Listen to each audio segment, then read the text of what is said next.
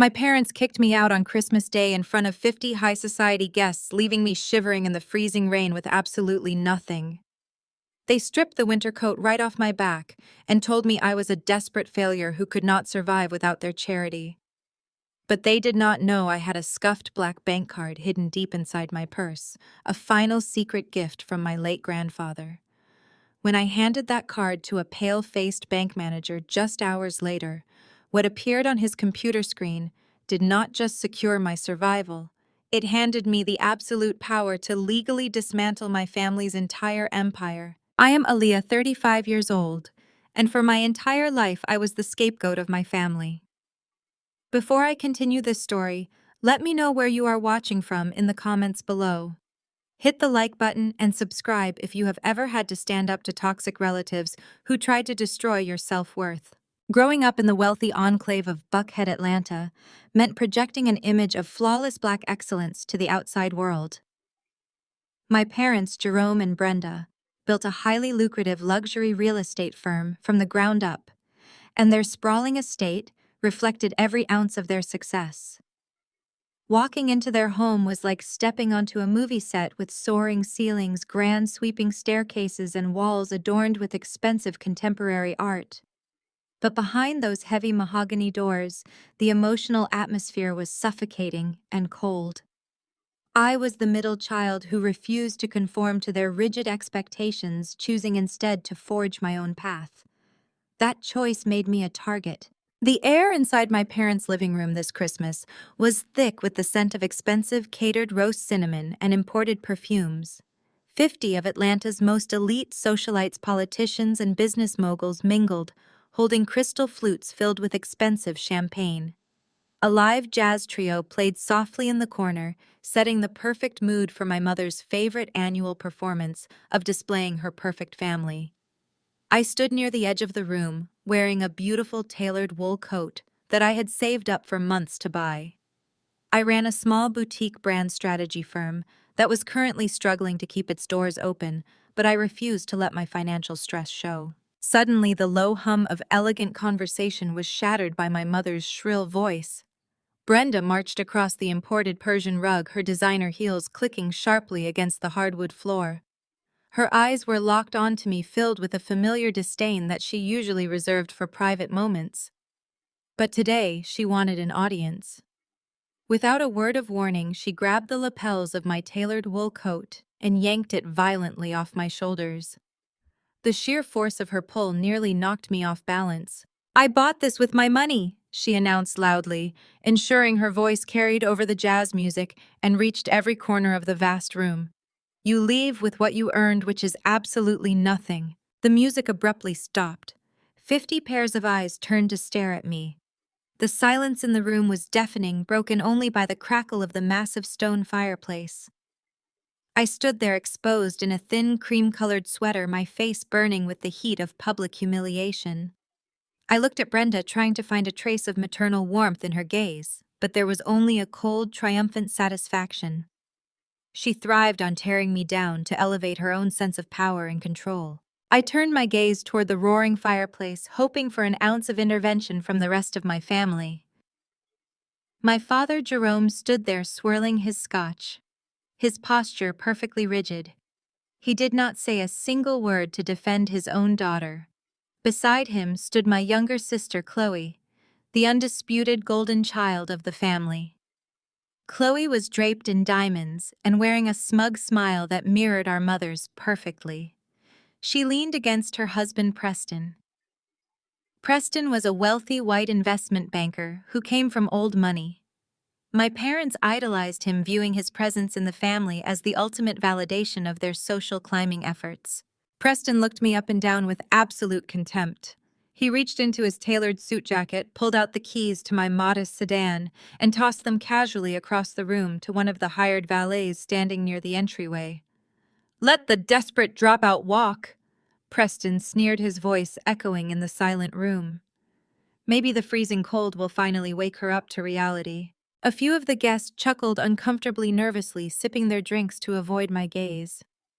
Chloe let out a bright, sharp laugh, resting her head against Preston's shoulder like they had just delivered the punchline to the funniest joke in the world.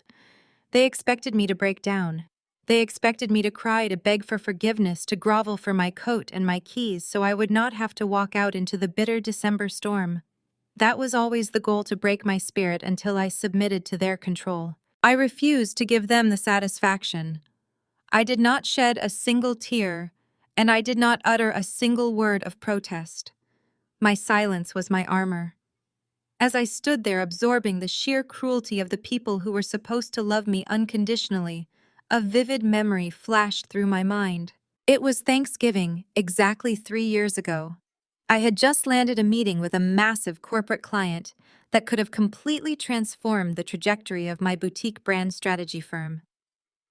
I had spent my last few dollars buying a beautiful suit for the presentation. As I was walking through the dining room, holding a stack of essential documents, Brenda had deliberately stepped into my path. She feigned a trip and poured an entire glass of dark red wine directly down the front of my pristine suit.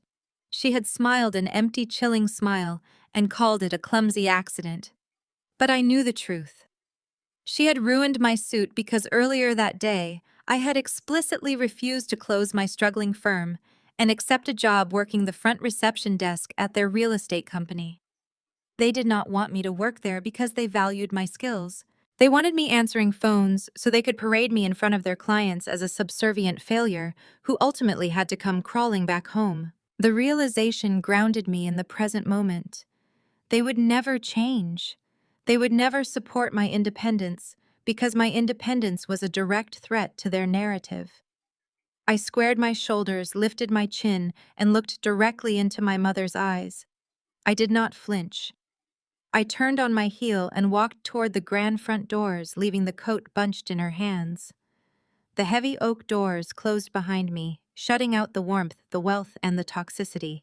The moment I stepped off the porch, the freezing Atlanta rain hit me like a physical blow. The temperature was dropping rapidly, and the wind whipped through my thin sweater, chilling me to the bone. I walked down the long, winding driveway of the Buckhead estate, my arms wrapped tightly around myself to conserve whatever body heat I could. The rain soaked through my clothes, flattening my hair against my face and seeping into my shoes. I had no car, no coat, and barely any money to my name. I trudged down the affluent streets, the massive mansions on either side mocking my sudden destitution. The storm was growing worse, and the streets were completely deserted as families gathered warmly inside their homes to celebrate the holiday. My phone buzzed violently in my purse. I pulled it out with numb, trembling fingers. It was a text message from Chloe accompanied by a photo. The image showed the catering staff tossing the few personal items I had left in my childhood bedroom into black industrial trash bags. "Mom says do not bother coming back for the scraps," Chloe had written, followed by a laughing emoji. I turned off my phone and shoved it back into my bag, ignoring the sting of betrayal. I finally reached a covered bus stop nearly 2 miles from the estate. The metal bench was freezing, but it offered a brief reprieve from the relentless rain. My teeth were chattering uncontrollably as I opened my purse to check my wallet for cash. I needed a warm place to think, to figure out how I was going to survive the next few days. As I fumbled through the damp leather, my fingers brushed against something hard tucked into the deepest hidden pocket of the wallet. I pulled it out and stared at it under the flickering amber glow of the street lamp. It was a scuffed black bank card entirely devoid of branding or logos, with just a string of embossed numbers across the front. It had belonged to my late Grandpa Elijah. Grandpa Elijah was the only person in the family who had ever truly seen me, who had supported my ambitions, and encouraged my independence. Hours before he passed away from a sudden heart failure, he had asked the nurses to leave the room. He pulled me close, pressing this very card into my palm. His breathing had been shallow, but his eyes were sharp and lucid. "Keep this hidden, Aaliyah," he had whispered, his voice weak but urgent. "It is for an absolute emergency. When the time comes, you will know what to do." My parents had spent the years following his death telling anyone who would listen that Grandpa Elijah had lost his mind in his final days. They claimed his judgment was compromised, justifying their decision to completely exclude me from his estate execution. I had kept the card hidden exactly as he asked, assuming it was linked to a small emergency savings account holding perhaps a few $100s to help with rent if times got truly desperate. I had never felt desperate enough to use it until this exact moment. I clutched the black card tightly in my hand, feeling a sudden surge of adrenaline push through my freezing body. I knew there was a major international banking branch just 4 blocks away in the commercial district. It was one of the only financial institutions that maintained an open emergency desk on holidays for their highest-tier corporate clients. I did not know what was on the card or if the account was even still active after all these years, but I had nothing left to lose. I stood up from the freezing metal bench, ignoring the violent shivering wrecking my body. The rain continued to pour down, blurring my vision and soaking me further, but I did not stop walking. I marched through the storm, the scuffed black card burning like a beacon of hope in my palm. I was walking toward the bank, toward warmth, toward a desperate attempt at survival. Little did I know I was marching straight toward a revelation that would turn my parents' perfect empire to absolute ash. The icy Atlanta downpour felt like shattered glass against my bare arms. Every step away from the sprawling estate was a physical battle against the biting wind.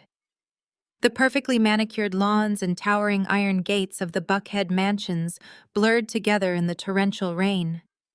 I pulled my thin cream sweater tighter across my chest.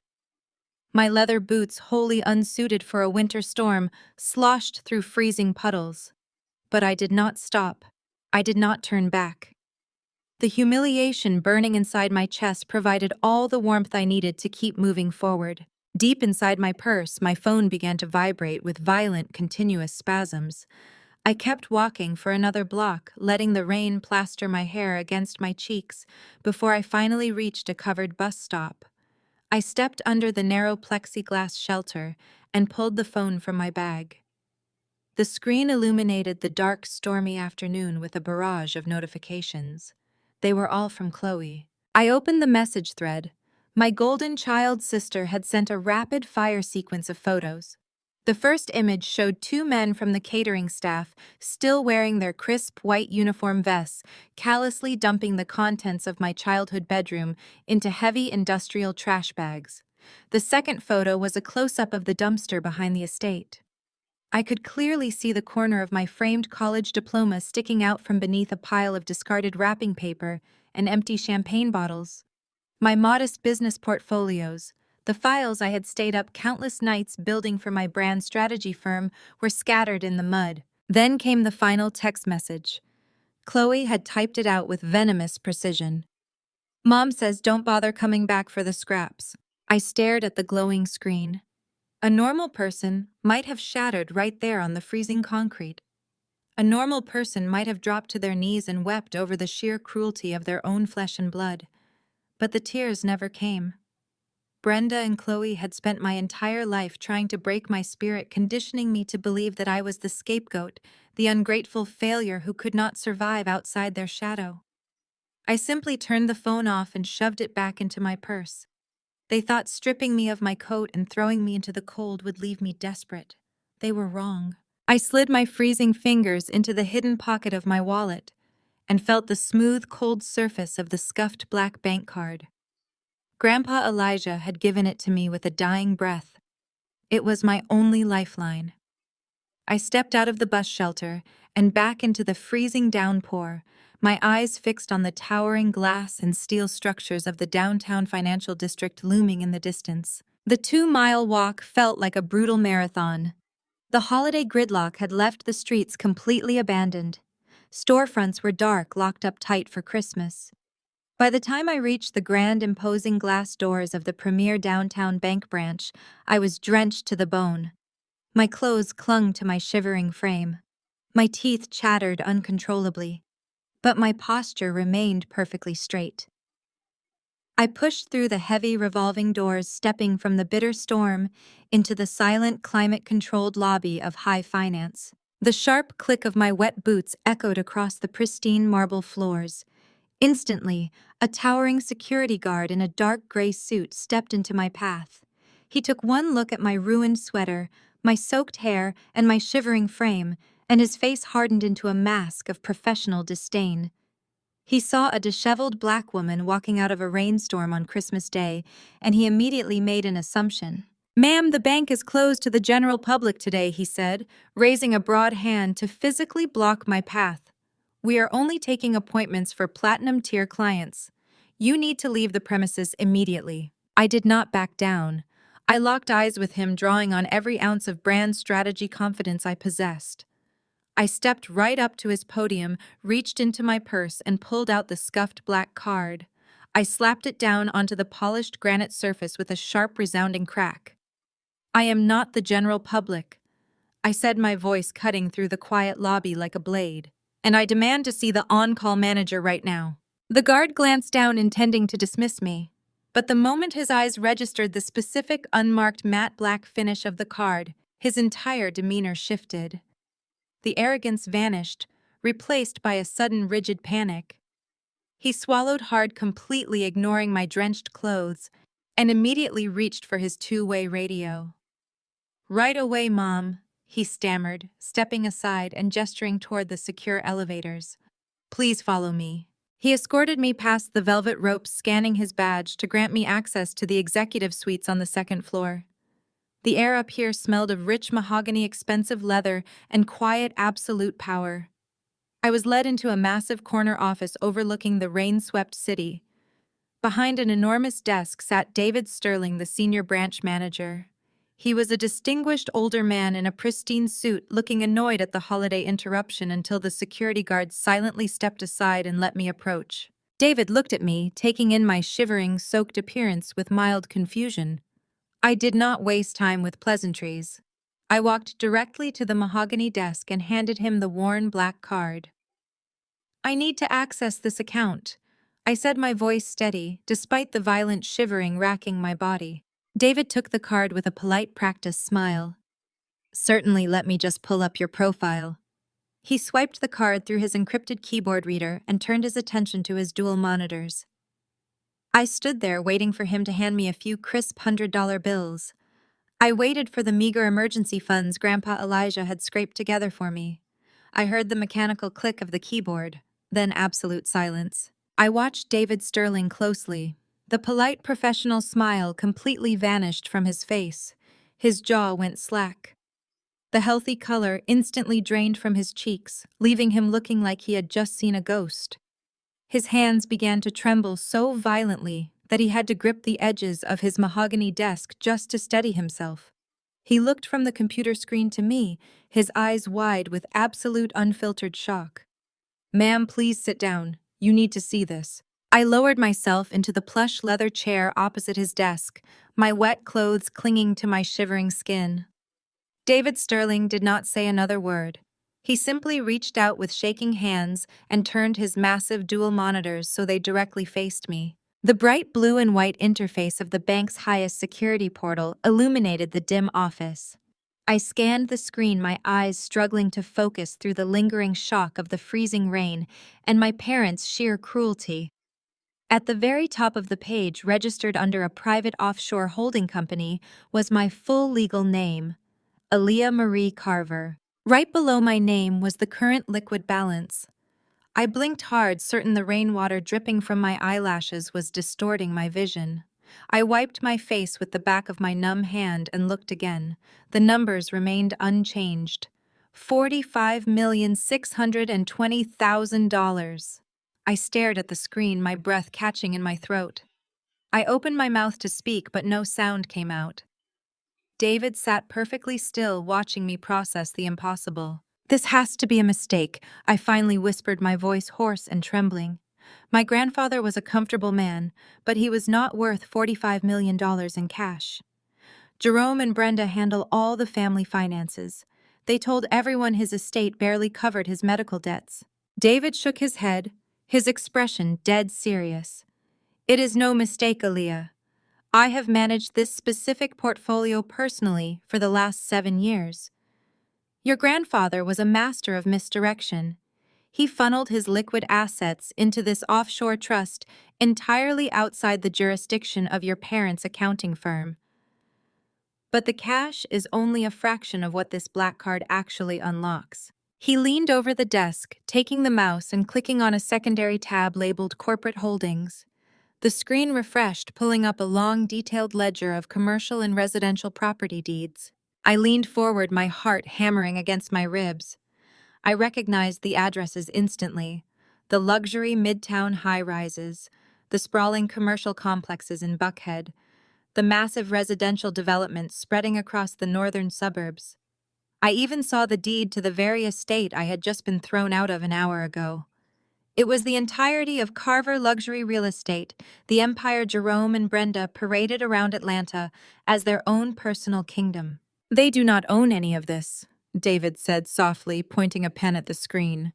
"Your grandfather never transferred the controlling shares to your father. He knew Jerome lacked the discipline to maintain the empire, and he knew Brenda was far too obsessed with projecting wealth to actually preserve it. He secretly transferred 80% of the corporate ownership into this blind trust. Jerome and Brenda are completely unaware. They have been operating as figureheads, minor minority shareholders who believe they hold the keys to the castle. They do not. You do." The sheer magnitude of the revelation hit me like a freight train. My parents had spent the last decade positioning themselves as the ultimate power couple in Atlanta high society. Brenda hosted lavish charity galas draped in diamonds she claimed were the fruits of their brilliant real estate acquisitions. Jerome strutted through elite country clubs, boasting about his massive property portfolio. They treated me like a pathetic failure, a disappointment who could not hack it in their cutthroat world of luxury development. But it was all a mirage. The empire they worshipped, the wealth they used as a weapon to demean and control me, did not even belong to them. It belonged to Grandpa Elijah, and now it belonged to me. I thought back to the agonizing months before my grandfather's death.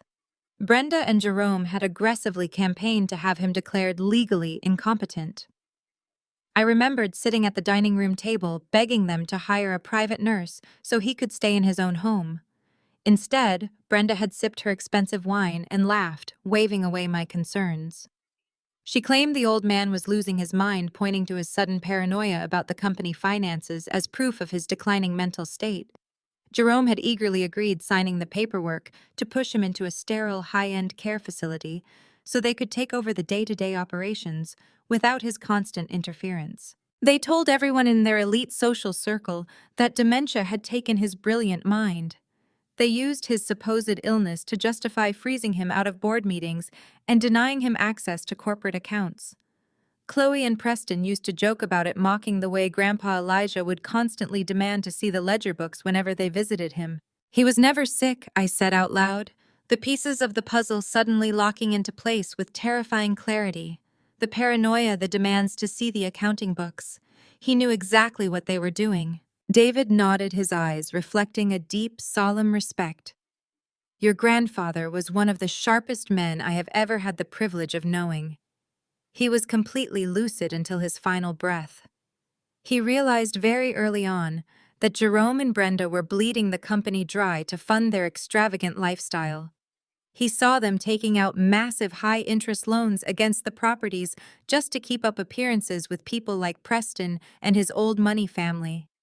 Elijah knew that if he confronted them directly, they would use his age against him and legally strip him of his rights, so he played the long game." David clicked another folder on the screen, bringing up a complex web of corporate structures.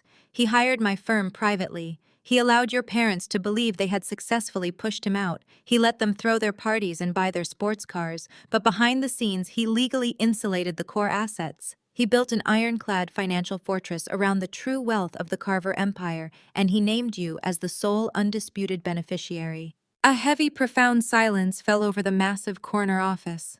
Outside the floor-to-ceiling windows, the Christmas storm continued to rage, rattling the thick glass. But inside, I was no longer freezing. The shivering had completely stopped.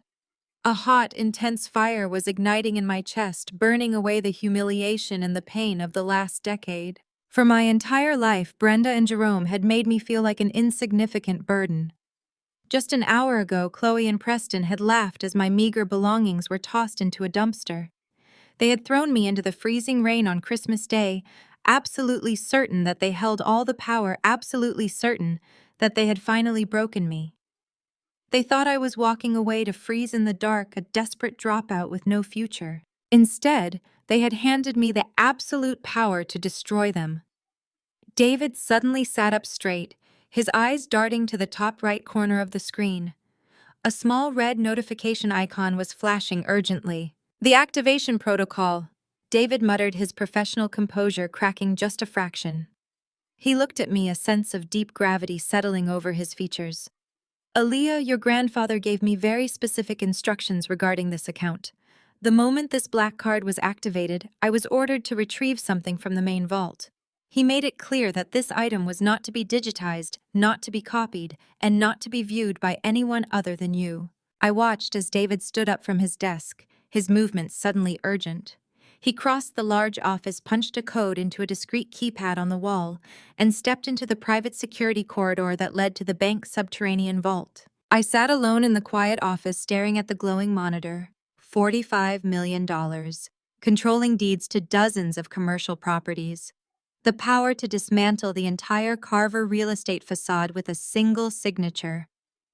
My hands rested on the sleek mahogany desk, completely steady. I was no longer the scapegoat they could abuse for sport. I was the architect of their impending ruin. A few minutes later, the heavy door clicked open. David walked back into the office, his expression tight with anticipation. He was carrying a thick, weather-beaten red leather ledger. The edges of the book were worn soft from years of handling, and a heavy brass clasp secured it shut. He walked slowly around the desk and placed the heavy red book directly in front of me. Your grandfather spent the last 3 years of his life compiling this, David said, his voice dropping to a near whisper. He left explicit instructions for you to read this immediately upon activating the card. He said it contains the exact key you will need to lock them out of the Empire forever. I reached out and rested my fingertips against the cold brass clasp of the red leather ledger. The worn material smelled of old paper and the distinct faint scent of my grandfather's favorite cedarwood cologne. It was a heavy book, thick with decades of secrets that my parents had buried under layers of designer clothes and expensive champagne. I unfastened the lock, the sharp click echoing in the quiet, climate-controlled office. The heavy cover fell open, revealing thick pages packed with dense rows of numbers, printed bank records, and my grandfather's meticulous, elegant handwriting. David Sterling stood silently by the massive floor-to-ceiling window, watching the freezing rain batter the glass, giving me the space I needed to absorb the absolute magnitude of what lay before me. I turned the first page, and the perfectly curated illusion of my parents' empire immediately began to crumble into dust. My parents were not brilliant real estate moguls. They were common thieves wearing tailored suits. Grandpa Elijah had spent his final years acting as a silent, invisible auditor, tracking every single illicit transaction Jerome and Brenda made from his sickbed. They had systematically targeted the minority-owned businesses renting space in their lower-tier commercial properties. I traced my finger down a column detailing the finances of a local family-owned restaurant that had been operating in Atlanta for 20 years. My parents had completely fabricated structural repair costs, forcing the owners to pay tens of thousands of dollars in fake maintenance fees just to keep their commercial lease.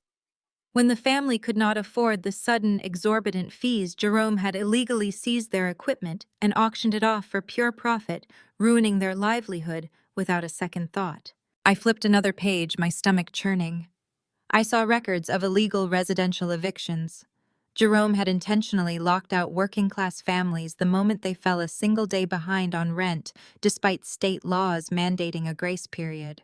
But the most damning, horrific evidence lay in the security deposit accounts. Millions of dollars held in trust for residential and commercial tenants had been completely drained. Brenda and Jerome had been treating the legally protected escrow accounts as their own personal slush fund.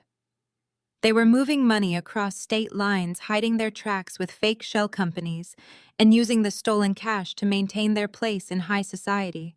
Grandpa Elijah had drawn stark, undeniable red ink lines connecting the stolen tenant money directly to my parents' most extravagant purchases. I saw a transfer of $250,000 pulled straight from a residential security deposit fund and wired directly to an exotic car dealership. It perfectly matched the exact date and price of Brenda's brand new silver Bentley. I saw another $500,000 siphoned from the commercial maintenance budget to cover the massive cash down payment on their Buckhead estate. Every single luxury they flaunted, every asset they used to make me feel small and insignificant, was bought with blood money stolen from hard-working people. And then I found the ledger entry for last summer. It was a detailed breakdown of Chloe and Preston's $3 million wedding. It had been the social event of the season, featured in regional lifestyle magazines and heavily promoted on my mother's social media accounts. Brenda had bragged for months about the imported Italian marble dance floor, the 10,000 white roses flown in directly from Ecuador, and Chloe's custom Parisian silk gown. Looking at the ledger, I saw exactly how that fairy tale was actually funded. Jerome had illegally liquidated the pension fund of their own building maintenance staff to cover the final catering and venue costs. My sister had literally danced the night away, sipping expensive champagne, while the people who cleaned her toilets had their retirement savings completely wiped out. A wave of profound physical revulsion washed over me. Just hours ago, Brenda had ripped my coat off my back, screaming that I had not earned anything. Preston had looked down his nose at me, tossing my car keys away and calling me a desperate dropout. They had paraded their wealth and status in front of 50 elite guests, looking down on me with absolute contempt, while every diamond on their necks and every sip of champagne in their glasses was paid for with stolen money. They were nothing but parasites. They had thrown me out into the freezing storm because my independence threatened their fragile house of cards, and they needed me broken so I would not look closely at their corruption. I flipped past dozens of similar entries, my anger sharpening from a dull ache into a cold, highly focused blade. I reached the final few pages of the heavy book. Tucked inside the back cover was a bright yellow sticky note. The handwriting here was shakier, written during the final weeks of my grandfather's life, when his physical strength was fading, but the ink was pressed hard into the paper, conveying absolute urgency. I read the note twice to ensure I fully understood the gravity of the words. The note detailed a catastrophic financial blunder Jerome had made 2 years prior. In a desperate attempt to cover up a massive cash shortfall caused by their reckless spending and a sudden dip in the housing market, my father had taken out a highly toxic, unregulated bridge loan. He had bypassed standard banking regulations, desperate for an immediate infusion of cash to prevent federal regulators from noticing the missing escrow funds. He went to a shadow lender, an aggressive corporate shell company known for ruthless collection tactics. According to my grandfather's precise notes, the terms of this loan were entirely predatory, and the final balloon payment of exactly $5 million was due tomorrow morning by 9:00 Standard Time. The penalties for missing this payment were absolute and unforgiving. There was no grace period. There were no extensions allowed. If Jerome and Brenda failed to wire the $5 million by the morning deadline, the lender had the legal right to instantly seize their entire property portfolio. Worse, the contract stipulated that upon default, the lender would automatically forward the complete audit of the missing escrow accounts directly to the federal authorities. If my parents defaulted tomorrow morning, they would not just lose their mansion and their cars.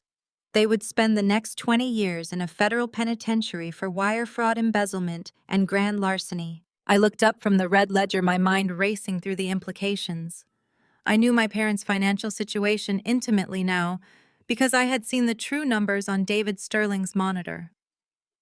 Between their lavish Christmas gala, they were currently hosting their maxed-out luxury credit lines, and the frozen liquid assets my grandfather had locked away in the trust Jerome and Brenda did not have $5 million.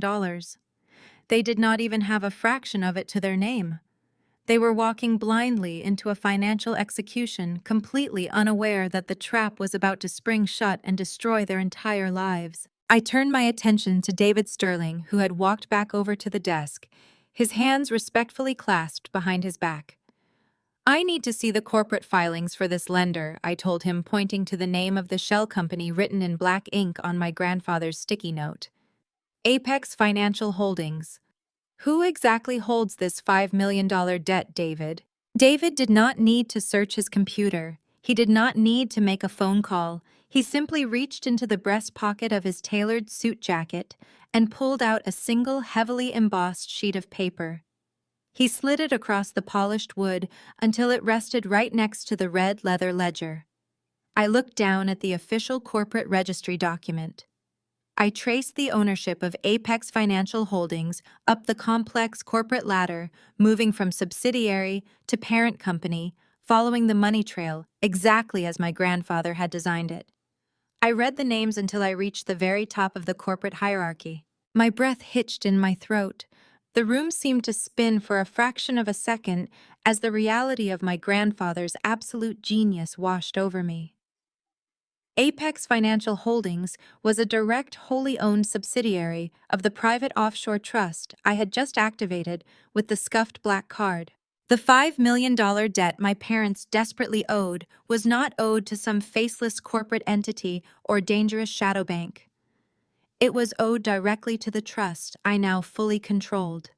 It was owed directly to me. I was their debt collector.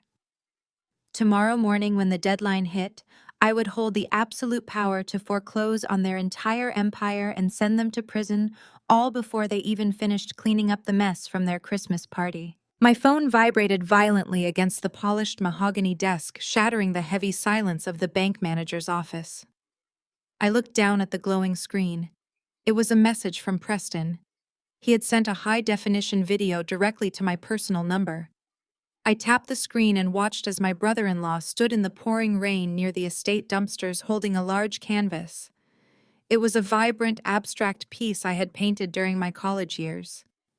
It was the only piece of my own art I had ever dared to hang in my childhood bedroom.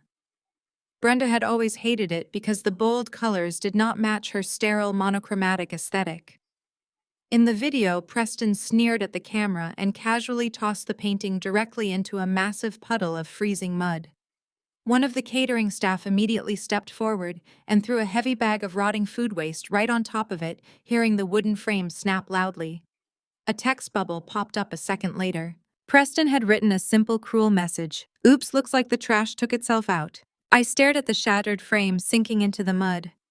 Years ago, a stunt like this would have broken me. I would have called them in tears, begging to know why they hated everything I created. But sitting in that leather chair, surrounded by the undeniable proof of their impending destruction, I did not shed a single tear. I did not feel an ounce of sorrow. I felt a slow, terrifying smile spread across my face. I locked my phone and slid it back into my damp purse. I looked up at David Sterling, who was watching me with a mixture of awe and slight apprehension. "David," I said, my voice entirely devoid of emotion, "I need you to draw up the exact paperwork right now. I want my name stamped on every single controlling share of Apex Financial Holdings. I want formal, absolute ownership of this debt, locked in before the bank officially opens its systems tomorrow morning." David nodded briskly, completely understanding the gravity of the directive. He turned to his keyboard and typed furiously, his fingers flying across the keys as he bypassed standard holiday lockouts, using his senior executive credentials. The heavy office printer hummed to life, spitting out thick stacks of dense legal documents. He arranged them in front of me, handing me a heavy gold fountain pen. I signed my name over and over again. With every stroke of the pen, I was legally cementing my position as their executioner. I was stripping away the fake armor of wealth they used to terrorize everyone around them. "There is one more thing," I told David as I signed the final page. "Tomorrow morning, Jerome and Brenda are going to realize they cannot make this $5 million balloon payment. They are going to call this bank begging for an extension. They are going to leverage their fake social status and promise you the moon just to buy themselves another 30 days. David looked me dead in the eye, gathering the signed contracts. "What are your exact instructions regarding their accounts, Aaliyah?" "You will reject every single request instantly," I commanded. "You will offer no grace periods. You will authorize no negotiations. The second the clock strikes 9, you will officially place Carver Luxury Real Estate in terminal default. You will freeze whatever pathetic scraps they have left in their operating accounts, and you will initiate the foreclosure protocol. David placed the documents into a secure blue folder. It will be done exactly as you wish. I leaned back in the chair, suddenly highly aware of my soaked clothes clinging to my shivering skin. I needed to prepare for the fallout, and I refused to do it looking like a drowned rat. David, I need operating capital. I want to withdraw $100,000 in cash right now from the trust's liquid reserves. The bank manager did not even blink. He excused himself once more and returned 5 minutes later carrying a sleek, unmarked black leather briefcase. He clicked the latches open, revealing rows of tightly banded $100 bills. The smell of crisp currency filled the air between us. It was the smell of absolute freedom. I closed the briefcase, gripping the heavy handle. I thanked David for his discretion and walked out of the corner office. As I rode the elevator down to the lobby, the transformation had already begun. The security guard, who had practically shoved me toward the door earlier, took one look at David Sterling escorting me out with the black briefcase and scrambled to pull the heavy glass doors open for me. He bowed his head respectfully as I passed him. I stepped back out into the freezing Atlanta rain, but I did not feel the cold anymore. The fire in my chest was keeping me perfectly warm. I flagged down a passing black car service, offering the driver a crisp $100 bill just to open the door. I told him to take me directly to the Four Seasons. The ride across the city was quiet, the rhythmic thumping of the windshield wipers lulling me into a state of intense hyper-focus. When the car pulled up to the grand entrance of the hotel, the valet rushed forward with an umbrella. I walked into the immaculate, brightly lit lobby of the Four Seasons, leaving wet footprints across the pristine marble floor. The front desk clerk, a young man with slicked back hair, took one look at my ruined cream sweater and matted hair, and his face hardened. He opened his mouth, clearly preparing to direct me to a cheaper motel down the street. I did not give him the chance to speak. I hoisted the heavy black briefcase onto the polished counter, popped the latches, and pulled out a thick banded stack of cash. I placed it gently next to the reservation bell. "I require your top-tier penthouse suite for the remainder of the week," I said, my voice radiating absolute authority. "I also require utmost privacy." The clerk's eyes darted from my wet clothes to the massive stack of hundreds. His arrogant posture instantly evaporated. He swallowed hard, his hands flying across his keyboard with desperate speed. "Right away, madam," he stammered, handing me a heavy gold keycard. "I will have security ensure you have exclusive access to the top-floor elevator bank." I took the keycard and walked toward the elevators, leaving the clerk staring after me in stunned silence. When the heavy wooden doors of the penthouse swung open, I stepped into a world of unparalleled luxury. The suite was massive, featuring floor-to-ceiling windows that offered a panoramic view of the storm sweeping over the Atlanta skyline. But I had no time to admire the view. I picked up the landline and dialed the hotel's luxury concierge service. I explained exactly what I needed. I demanded a premium personal shopper be sent to my penthouse immediately. I gave them my measurements and an unlimited budget. I instructed them to bring me tailored designer businesswear silk blouses, Italian leather shoes, and fine jewelry. I needed the wardrobe of a woman who owned the city, because by tomorrow morning that is exactly what I would be. The concierge promised to have a team knocking on my door within the hour. I walked into the sprawling marble bathroom and stripped off the freezing, ruined cream sweater, letting it drop to the floor like a discarded skin. I stepped into the massive glass walk-in shower and turned the water up to a scalding heat.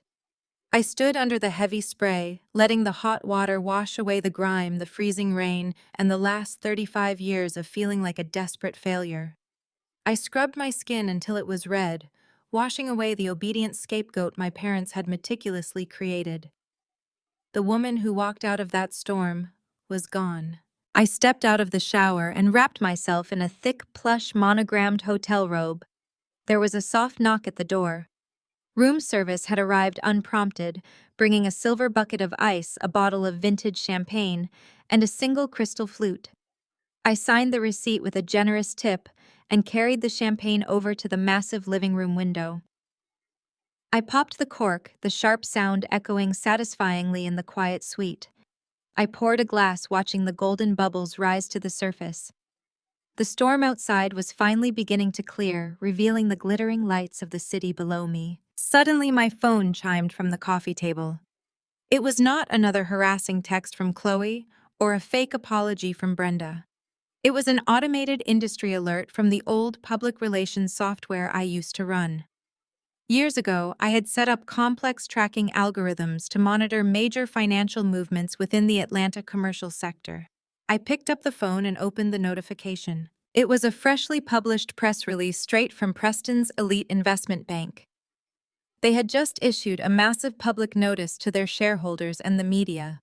Preston's firm was proudly announcing a multi-million-dollar commercial bailout package brokered specifically to rescue Carver Luxury Real Estate from sudden market volatility. Preston was publicly attaching his name and his firm's reputation to saving my father's crumbling empire. He was undoubtedly using this massive rescue deal to guarantee his own promotion to senior partner by the end of the week. I took a slow, luxurious sip of the crisp vintage champagne, letting the cold liquid slide down my throat. Preston actually thought he had just engineered the financial rescue of the decade. He had convinced his entire firm to back Jerome and Brenda, believing they were sound investments. He had absolutely no idea that the toxic, catastrophic debt he was trying to buy was completely controlled by the very same woman he had just thrown out into the rain. He was walking his entire career right into my open jaws. The game had officially begun. I woke up the next morning before the sun even crested the Atlanta skyline.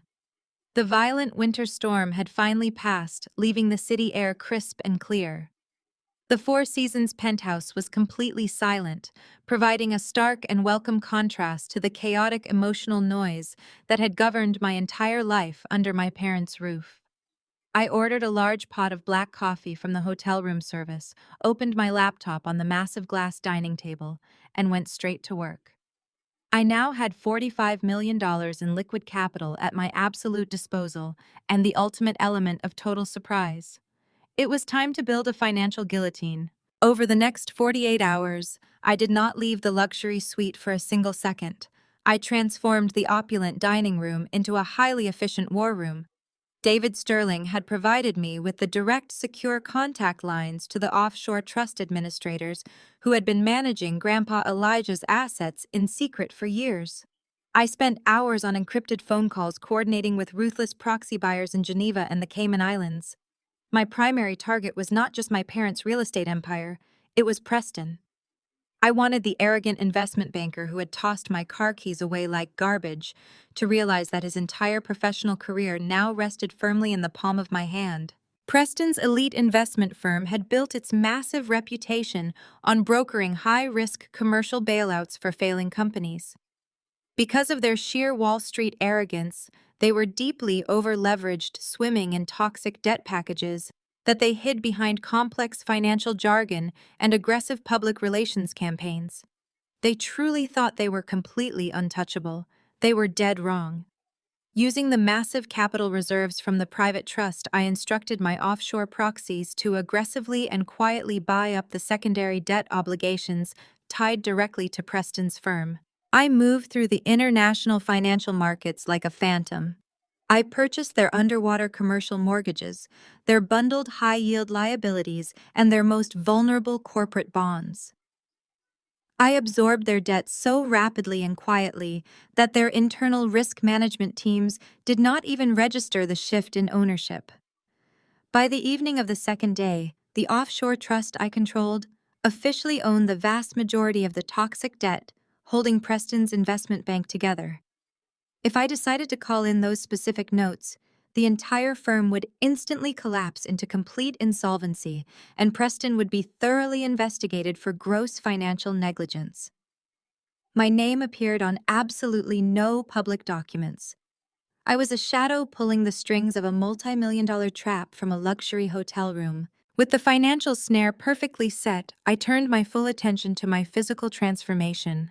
The luxury personal shopper I had commissioned the day before arrived at the penthouse right on schedule. She brought an entire team of styling assistants who wheeled in heavy garment racks packed with the most exclusive designer businesswear available in the entire city.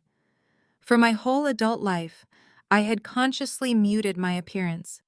I had worn sensible department store blouses and understated slacks, constantly trying to shrink myself and blend into the background so Brenda and Chloe would not target me with their venomous critiques.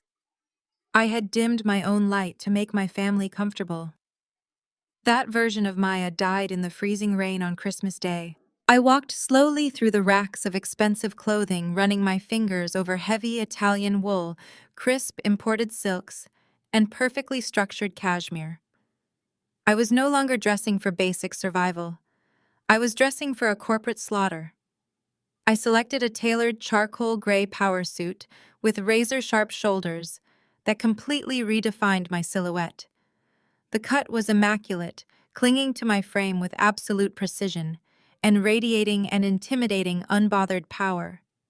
I paired the suit with a pristine white silk blouse and sleek black stilettos that sounded like a ticking clock against the hardwood floor. The personal shopper then brought out velvet trays lined with fine jewelry. I bypassed the flashy pieces and chose a simple heavy gold chain with matching gold cuffs. There was absolutely no need for the gaudy, oversized diamonds my mother and sister constantly flaunted to prove their worth. True wealth did not need to scream for attention. It simply entered the room and commanded silent respect. I tipped the styling team generously from the stacks of cash I had withdrawn from the bank and dismissed them for the day. I then had a private glam team cut my hair into a sleek, blunt style, removing the soft, manageable look I had previously kept just to appease my mother's highly conservative tastes. Once the heavy penthouse door clicked shut, leaving me entirely alone, I walked over to the massive floor-to-ceiling mirror in the master bedroom. I stared hard at my reflection. I looked expensive, lethal, and completely unrecognizable from the soaking wet woman who had been thrown out into the mud just 2 days prior. I reached up to adjust the crisp collar of my designer blazer, and as my fingers brushed the expensive fabric, a bitter memory surged up from the darkest depths of my mind. It was Thanksgiving dinner 2 years ago. The smell of roasted turkey and expensive wine had filled my parents' massive mansion. I was standing near the edge of the sprawling marble kitchen island, holding a tray of appetizers, while the rest of the family mingled in the living room. Preston was leaning against the granite counter, swirling a glass of very expensive bourbon in his hand. He was holding court, boasting loudly to my father about a ruthless corporate takeover his firm had just executed. Jerome was nodding along, hanging on his every single word like it was gospel. I had politely chimed in, offering a sharp strategic observation based on the brand management work I did for my own boutique firm. Preston had immediately stopped talking. He looked at me with a slow, condescending smirk that made my skin crawl. He took a slow sip of his bourbon and laughed right in my face. He told me my little boutique firm was cute, but it only generated peasant revenue. He looked directly at my father and said the high-stakes corporate world was not a place for little girls playing business. He said black women specifically did not have the stomach for real corporate warfare. They lack the killer instinct, Preston had sneered, taking another arrogant sip of his drink. They get too emotional and way too attached. They do not know how to cut the throat of a failing asset and walk away smiling. Jerome had actually chuckled at that, nodding his total agreement while I stood there burning with intense humiliation. Brenda had watched the entire exchange from the dining room doorway, her lips curled into a deeply satisfied smile, absolutely enjoying the fact that I was being put in my place. I looked deeply into my own eyes in the penthouse mirror, the memory fueling the cold fire in my veins. Preston truly thought I lacked the killer instinct. He genuinely thought I was far too emotional to execute a ruthless financial maneuver. He had absolutely no idea that I had just purchased the financial noose that would end his entire career. I broke eye contact with the mirror and pulled my newly purchased encrypted smartphone from my pocket. I opened the social media applications knowing exactly where to look. Tracking Chloe was completely effortless. My golden child sister lived her entire life for public consumption, broadcasting her every movement to constantly prove her social superiority to the masses. Sure enough, she was currently live streaming to her thousands of followers. She was sitting in a plush velvet booth at the Onyx Club, an exclusive, notoriously pretentious members-only coffee shop and brunch spot located right in the heart of Midtown Atlanta. Chloe was sipping a brightly colored mimosa, boasting loudly to the camera about her new $3 million mansion and the massive commercial deal her brilliant husband had just secured for the family business. She was surrounded by her usual flock of sycophantic high society friends, all of them laughing and celebrating their supposedly untouchable wealth. I locked the phone screen, slipping it back into my tailored pocket. I walked over to the entryway table and picked up my brand new matte black Birkin bag. The leather was absolutely flawless, the hardware gleaming sharply under the warm penthouse lights. I checked my reflection one last time, feeling the cold, heavy power of $45 million backing my every single move. It was time to show my family exactly what real corporate warfare actually looked like. I grabbed my gold keycard, pulled the heavy penthouse door open, and walked out ready to collect their debts. The next 48 hours blurred into a singular, relentless campaign of financial annihilation. I did not leave the sprawling penthouse suite of the Four Seasons. The lavish dining area with its panoramic views of the Atlanta skyline was instantly converted into a high-stakes corporate war room. David Sterling had provided me with the encrypted direct communication lines to the offshore trust administrators who had been silently managing Grandpa Elijah's vast fortunes. I barely slept. I lived on black coffee and sheer adrenaline, running international conference calls with proxy buyers in Geneva, London, and the Cayman Islands. My primary target was not just Jerome and Brenda's crumbling real estate empire. I wanted Preston. I wanted the arrogant, insufferable investment banker who had laughed as my artwork was thrown into a dumpster to realize that his entire professional existence now rested firmly in the palm of my hand. Preston's elite investment firm had built its aggressive reputation on brokering high-yield, high-risk commercial bailouts. Because of their unchecked Wall Street arrogance, they were swimming in heavily leveraged, toxic debt packages that they masked behind complex financial jargon and flashy public relations maneuvers. They believed they were completely untouchable. They were dead wrong. Using the massive liquid capital reserves unlocked by the black card, I instructed my offshore proxies to quietly and aggressively buy up the secondary debt obligations tied directly to Preston's firm. I moved through the international markets like a ghost. I purchased their underwater commercial mortgages, their bundled high-yield liabilities, and their most vulnerable corporate bonds. I absorbed their debt so rapidly and quietly that their internal risk management algorithms did not even register the massive shift in ownership. By the end of the second day, the offshore trust I controlled held the vast majority of the toxic debt keeping Preston's investment bank afloat.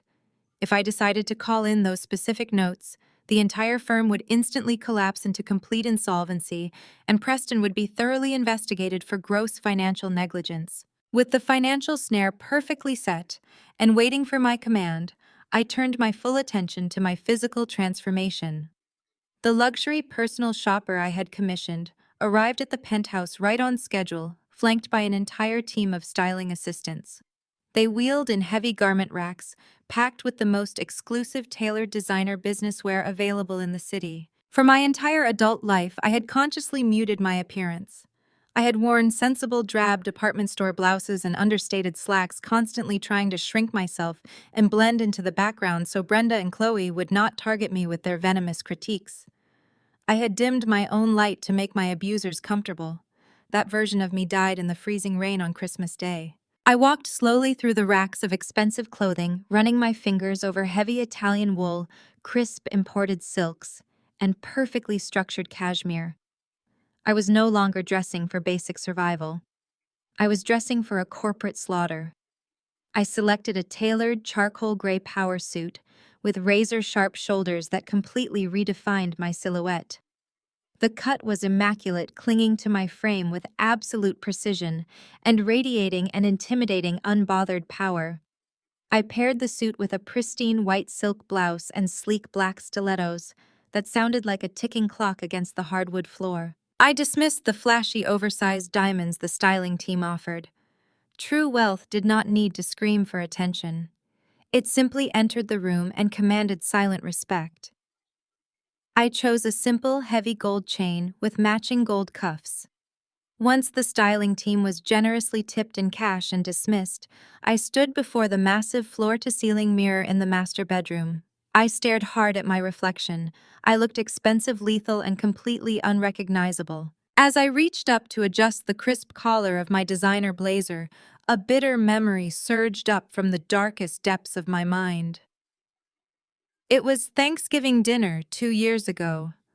I had been standing in my parents' sprawling kitchen, politely offering a sharp strategic observation based on the brand management work I did for my own boutique PR firm.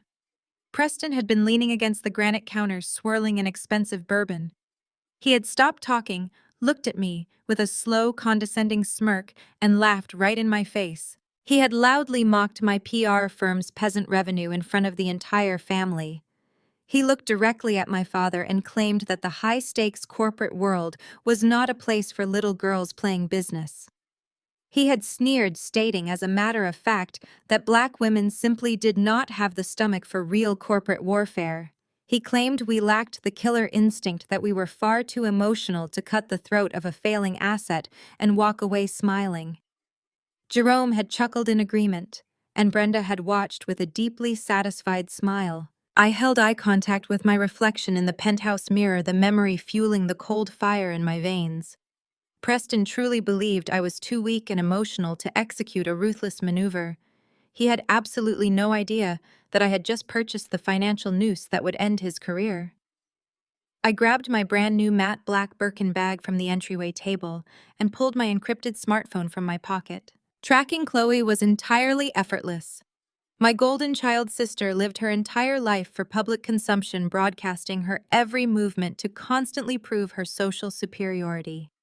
Sure enough, she was currently live streaming a brunch meeting to her thousands of followers. She was at the Onyx Club, an exclusive, notoriously pretentious members-only coffee shop and lounge located right in the heart of Midtown Atlanta. I slipped the phone into my tailored pocket, pulled the heavy penthouse door open, and walked out.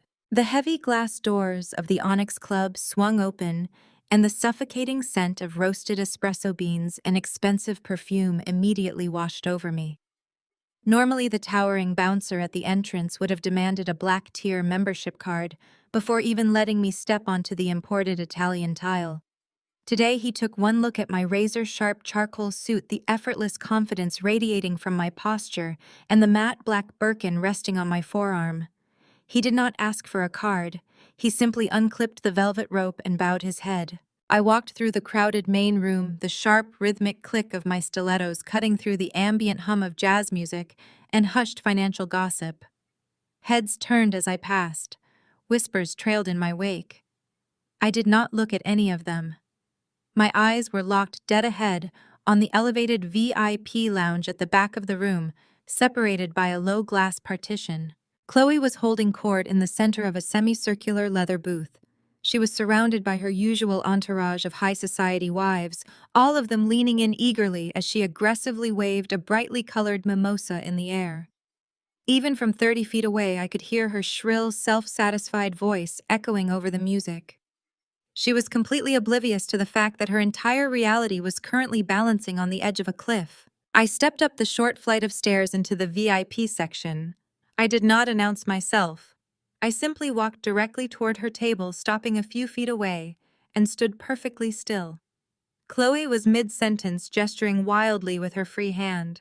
She glanced up, intending to summon a waiter, and her eyes locked onto mine. The transformation was so absolute that it took her brain a full 3 seconds to process what she was seeing. She looked at my tailored suit, the flawless cut of my hair, the subtle gleam of the heavy gold cuffs on my wrists, and finally the matte black Birkin. Her jaw went completely slack. The color drained from her perfectly contoured face. Her fingers went limp. The crystal flute slipped from her grasp and hit the hardwood floor with a sharp, violent crash. The glass shattered into 100 glittering pieces, splashing bright orange juice and expensive champagne across the polished wood and onto the hem of her designer skirt. The entire VIP section went dead silent. The surrounding conversations abruptly stopped, every eye turning to watch the spectacle. Chloe blinked, her shock instantly contorting into a mask of defensive, venomous rage. Her conditioning kicked in immediately. She had spent her entire life tearing me down to elevate herself, and she was not going to stop just because I had changed my clothes. "What are you doing here?" she demanded, her voice shrill and trembling with unmasked hostility. "Did you sneak past security through the service elevator? This is a private club. You do not belong here." I did not flinch. I did not break eye contact. I looked down at her with a level of cold, detached pity that made her squirm in her leather seat. Chloe practically stood up, pointing a manicured finger at me. "I know exactly why you are here. Brenda told me Preston threw your pathetic business portfolio in the garbage where it belongs. Your little boutique firm went under and now you are completely desperate. Are you here to beg the manager for a barista job? Because you certainly cannot afford a single cup of coffee in this building." Her friends snickered nervously, glancing between my immaculate outfit and Chloe's desperate attempt to reassert her dominance. I let the silence hang in the air, allowing her humiliation to marinate. Before I could utter a single word, a loud, booming voice interrupted from the adjacent table. "Let her stand there and watch Chloe. Maybe she will learn how actual professionals conduct business." I shifted my gaze to the left. Preston was sitting at a slightly larger table, completely ignoring his wife's shattered glass. He was surrounded by 4 other men in expensive suits, clearly senior partners from his investment bank. His tie was loosened, his posture reclining in absolute unchecked arrogance. He had a stack of thick legal folders resting on the table in front of him, and he was tapping them with a silver pen, grinning like a predator who had just cornered his prey. He looked me up and down, his eyes lingering mockingly on my new suit. "Nice costume," he sneered loud enough for the entire VIP section to hear. "Did you rent it for your job interview? Because you are going to need a lot more than a fake designer bag to dig yourself out of the gutter. But since you are here, you might as well take some notes on how real corporate warfare is waged." He turned his attention back to his colleagues, deliberately raising his voice to ensure I caught every single agonizing detail of his supposed triumph. "As I was saying, gentlemen, the Carver account is officially locked in," Preston boasted, leaning forward and slapping the stack of folders. Jerome was drowning in a temporary cash flow issue. He got over-leveraged on a few bad commercial plays and had a nasty $5 million balloon payment creeping up. But I stepped in and structured a brilliant multi-million-dollar commercial bailout. He looked back at me, his eyes gleaming with malicious pride. "I saved your father's entire real estate empire today," he gloated. "I brokered the debt transfer through our most aggressive corporate channels. By the time the markets open on Friday, our firm will officially hold the reins to the Carver portfolio, and I will be named senior partner. I pulled off the financial rescue of the decade, while you were busy playing dress-up and crying over spilled paint." His colleagues chuckled, raising their coffee cups in a mock salute to his brilliance. Preston leaned back, crossing his arms behind his head, absolutely certain he had just delivered the ultimate killing blow to my self-esteem. He expected me to crumble. He expected me to turn around and run out of the club in tears, totally defeated by his overwhelming corporate superiority. I did not move. I did not blink. I simply took a slow, calculated breath and stepped forward, closing the distance until I was standing directly over his table. A nervous waiter hurried over, clutching a small notepad, desperately trying to diffuse the suffocating tension radiating from our interaction. "Excuse me, ma'am," the waiter stammered, looking between me and Preston. "Can I get you something? Or are you leaving?" I kept my eyes locked dead on Preston's smug face. "I will take a black espresso," I told the waiter, my voice smooth and chillingly calm. "Single shot, no sugar." The waiter nodded frantically and scurried away. Preston scoffed, shaking his head. "You really are delusional," he muttered. "You cannot even afford the espresso, let alone the tax. You are dismissed. Walk away before I have security throw you out again." I reached into my matte black Birkin. I did not pull out a wallet. I did not pull out a credit card. I slowly retrieved the sleek platinum-plated tablet David Sterling had given me at the bank. The screen was already active, glowing brightly in the dim light of the VIP lounge. I did not say a word. I simply lowered the heavy platinum tablet and placed it deliberately face up directly over the top of Preston's steaming coffee cup. Preston scowled, irritated by the interruption. He leaned forward to push the tablet away, ready to spit another venomous insult. But as his fingers brushed the edge of the screen, his eyes caught the bold black text displayed across the high-definition monitor. His hand froze in midair. The smug, arrogant grin completely vanished from his face. The healthy, flushed color of victory drained out of his cheeks so fast he looked like he had been struck by lightning. His mouth opened, but his vocal cords completely paralyzed. Displayed on the screen in undeniable crystal-clear resolution was the exact digital signature and corporate hierarchy of Apex Financial Holdings, the ruthless shadow lender holding my parents' $5 million toxic debt. But right below the Apex logo, bolded and highlighted in red, was the parent company registry. It listed the offshore trust, and it listed me as the sole undisputed 100% controlling owner. Preston's eyes darted frantically across the screen, reading the lines over and over again, his brain desperately trying to reject the impossible reality staring him in the face. He was looking at the direct ownership papers of the very debt he had just proudly claimed he was buying. He was looking at the undeniable proof that he had not saved my parents' empire. He had simply walked his entire investment firm blindly into a toxic, unpayable trap that I completely controlled. I leaned down, resting my hands flat on the table, bringing my face just inches from his. "That is a fascinating story about your brilliant bailout, Preston," I whispered, my voice slicing through the silence like a scalpel. "But you missed one minor detail in your due diligence. You cannot buy a debt from a creditor who absolutely refuses to sell, especially when that creditor is me." Preston stared at this glowing screen of the platinum tablet, his breathing suddenly shallow and rapid.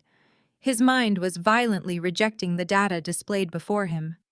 The four senior partners sitting around his table noticed the abrupt, unnatural shift in his demeanor immediately. The jovial, predatory atmosphere that had filled their corner of the VIP lounge evaporated in a single second, replaced by a tense, clinical suspicion.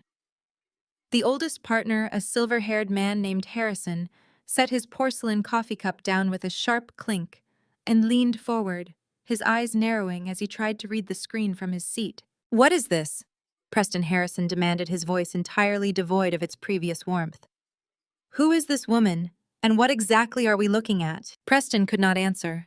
His throat worked silently, bobbing up and down. A single drop of cold sweat broke out along his hairline, tracking down his temple and soaking into the crisp collar of his custom-tailored shirt. He looked up from the screen to me, his eyes wide with a frantic, begging desperation that I had never seen in him before. This was the man who had mocked me relentlessly, who had thrown my artwork into a dumpster, who had laughed as I was cast out into the freezing rain on Christmas Day. Now sitting in the middle of the exclusive Onyx Club, he looked like a terrified, helpless child. "You didn't read the fine print, Preston," I say smoothly, my voice carrying effortlessly over the low hum of the jazz music playing in the background. "I am the majority shareholder of the acquiring firm. If I pull my funding right now, your bailout collapses and you go to federal prison for wire fraud." Harrison stood up immediately, his heavy leather chair scraping loudly against the hardwood floor. He pulled his gold-rimmed reading glasses from his breast pocket, slid them onto his face, and looked directly at my tablet. It took the veteran investment banker exactly 5 seconds to comprehend the complex corporate hierarchy displayed before him. He saw the Apex Financial logo, he saw the holding company registry, and he saw my name sitting at the very top of the financial food chain, controlling the exact debt his firm was attempting to purchase. "Preston, you arrogant fool," Harrison said, his voice dropping to a dangerous, icy register. "You told the executive board this debt acquisition was fully vetted. You claimed the Carver portfolio was clean and that the shadow lender was ready to liquidate the balloon payment to our equity firm. You completely failed to mention that the current debt holder is the very entity providing our backing." I kept my hands resting lightly on the edge of the table, projecting absolute unbothered calm. He also failed to mention the actual state of the Carver portfolio, I added, turning my gaze to Harrison. If you audit the commercial escrow accounts tied to Jerome Carver's properties, you will find millions of dollars in missing security deposits. My father has been embezzling from his own minority tenants for a decade to fund his extravagant lifestyle. He was using this unregulated balloon loan to cover the massive cash shortfall before federal regulators caught on. I paused, letting the weight of my words settle over the table.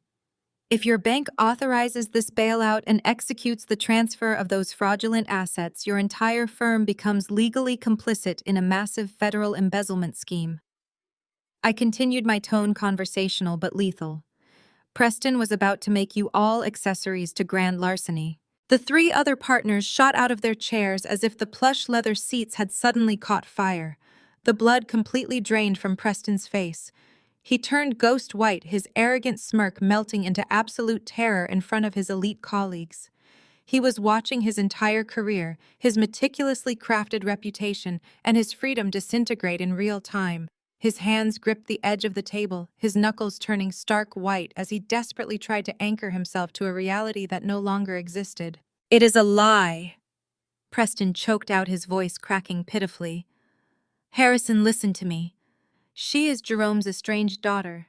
She is just a bitter dropout trying to cause a scene because we cut her off. She does not have the capital to back an equity firm. She does not own Apex." I did not argue. I simply tapped the platinum screen once. It refreshed instantly, bringing up the real-time banking ledger David Sterling had verified for me just hours ago. The massive liquid balance of $45,620,000 glowed in bright blue numbers, sitting right next to the exact routing digits of the offshore trust. Harrison looked at the staggering numbers, then slowly looked up at me. He recognized the offshore registry codes. He knew exactly what kind of absolute financial power he was looking at. He did not say a single word to me. He simply turned his entire body toward Preston, his face a mask of absolute corporate disgust. "You are terminated," Preston Harrison said, his voice echoing coldly across the VIP lounge. "Effective immediately. Your security badge is disabled. I suggest you contact a very expensive defense attorney because our firm will be launching a full forensic audit into every single deal you have ever brought to our table. Do not ever set foot in our building again." Harrison buttoned his suit jacket, gave me a sharp, highly respectful nod of acknowledgement, and walked briskly down the short flight of stairs, followed immediately by the three other senior partners. They practically ran for the exit, desperate to distance themselves from the radioactive fallout. They left Preston sitting completely alone at the large table, a hollow, shattered shell of a man staring blankly at the empty chairs around him. From the adjacent semicircular booth, Chloe had been watching the entire exchange in a state of paralyzed shock. She did not understand the intricate financial terminology. She did not know what an escrow shortfall was, or how toxic debt transfers worked, or why federal wire fraud had just been mentioned. But she understood tone, and she understood power. She had just watched the most powerful, influential men in Atlanta high society abandon her husband like a diseased animal, bowing to my absolute authority on their way out the door. Chloe scrambled out of her leather booth, her expensive heels slipping slightly on the spilled mimosa and shattered crystal covering the floor. She marched over to my table, her face contorted into a desperate, furious grimace. Her designer skirt was stained with sticky orange juice, completely ruining her perfectly curated aesthetic. She looked wildly from Preston's devastated face to my perfectly tailored charcoal suit. Her conditioning kicked in immediately. She had spent her entire life tearing me down to elevate herself, and her brain simply could not process a scenario where I held the high ground. "What kind of scam are you pulling?" Chloe demanded, her voice shrill and echoing off the high acoustic ceilings of the coffee shop. She pointed a trembling manicured finger directly at my face. "You hacked something. You hired somebody to fake those documents. You do not own anything. You are a complete failure. Brenda told everyone you were living on the street. You are just jealous of my $3 million wedding and my successful husband." I looked at my sister. For 32 years, she had been the golden child, the perfect obedient extension of Brenda's narcissistic vanity. She had spent her entire life stepping on my neck, entirely secure in the knowledge that she would eventually inherit the Carver kingdom. She was completely oblivious to the fact that her $3 million wedding had been funded by stolen pension money and that the kingdom she worshipped was built on quicksand. I had just summoned the ocean. I do not raise my voice. I do not show an ounce of anger or vindictiveness. I simply maintain my perfectly composed posture, holding my brand new matte black Birkin bag by its pristine leather handle. I lean in close, invading her personal space, feeling the heat of her panicked breath. I reach out with a perfectly steady hand brush, a tiny, invisible speck of dust off Chloe's stained designer jacket, and whisper, "Tell Mom and Dad their landlord is coming to collect." I pick up my platinum-plated tablet, sliding it smoothly into my bag. I turn on my heel and walk out of the VIP section.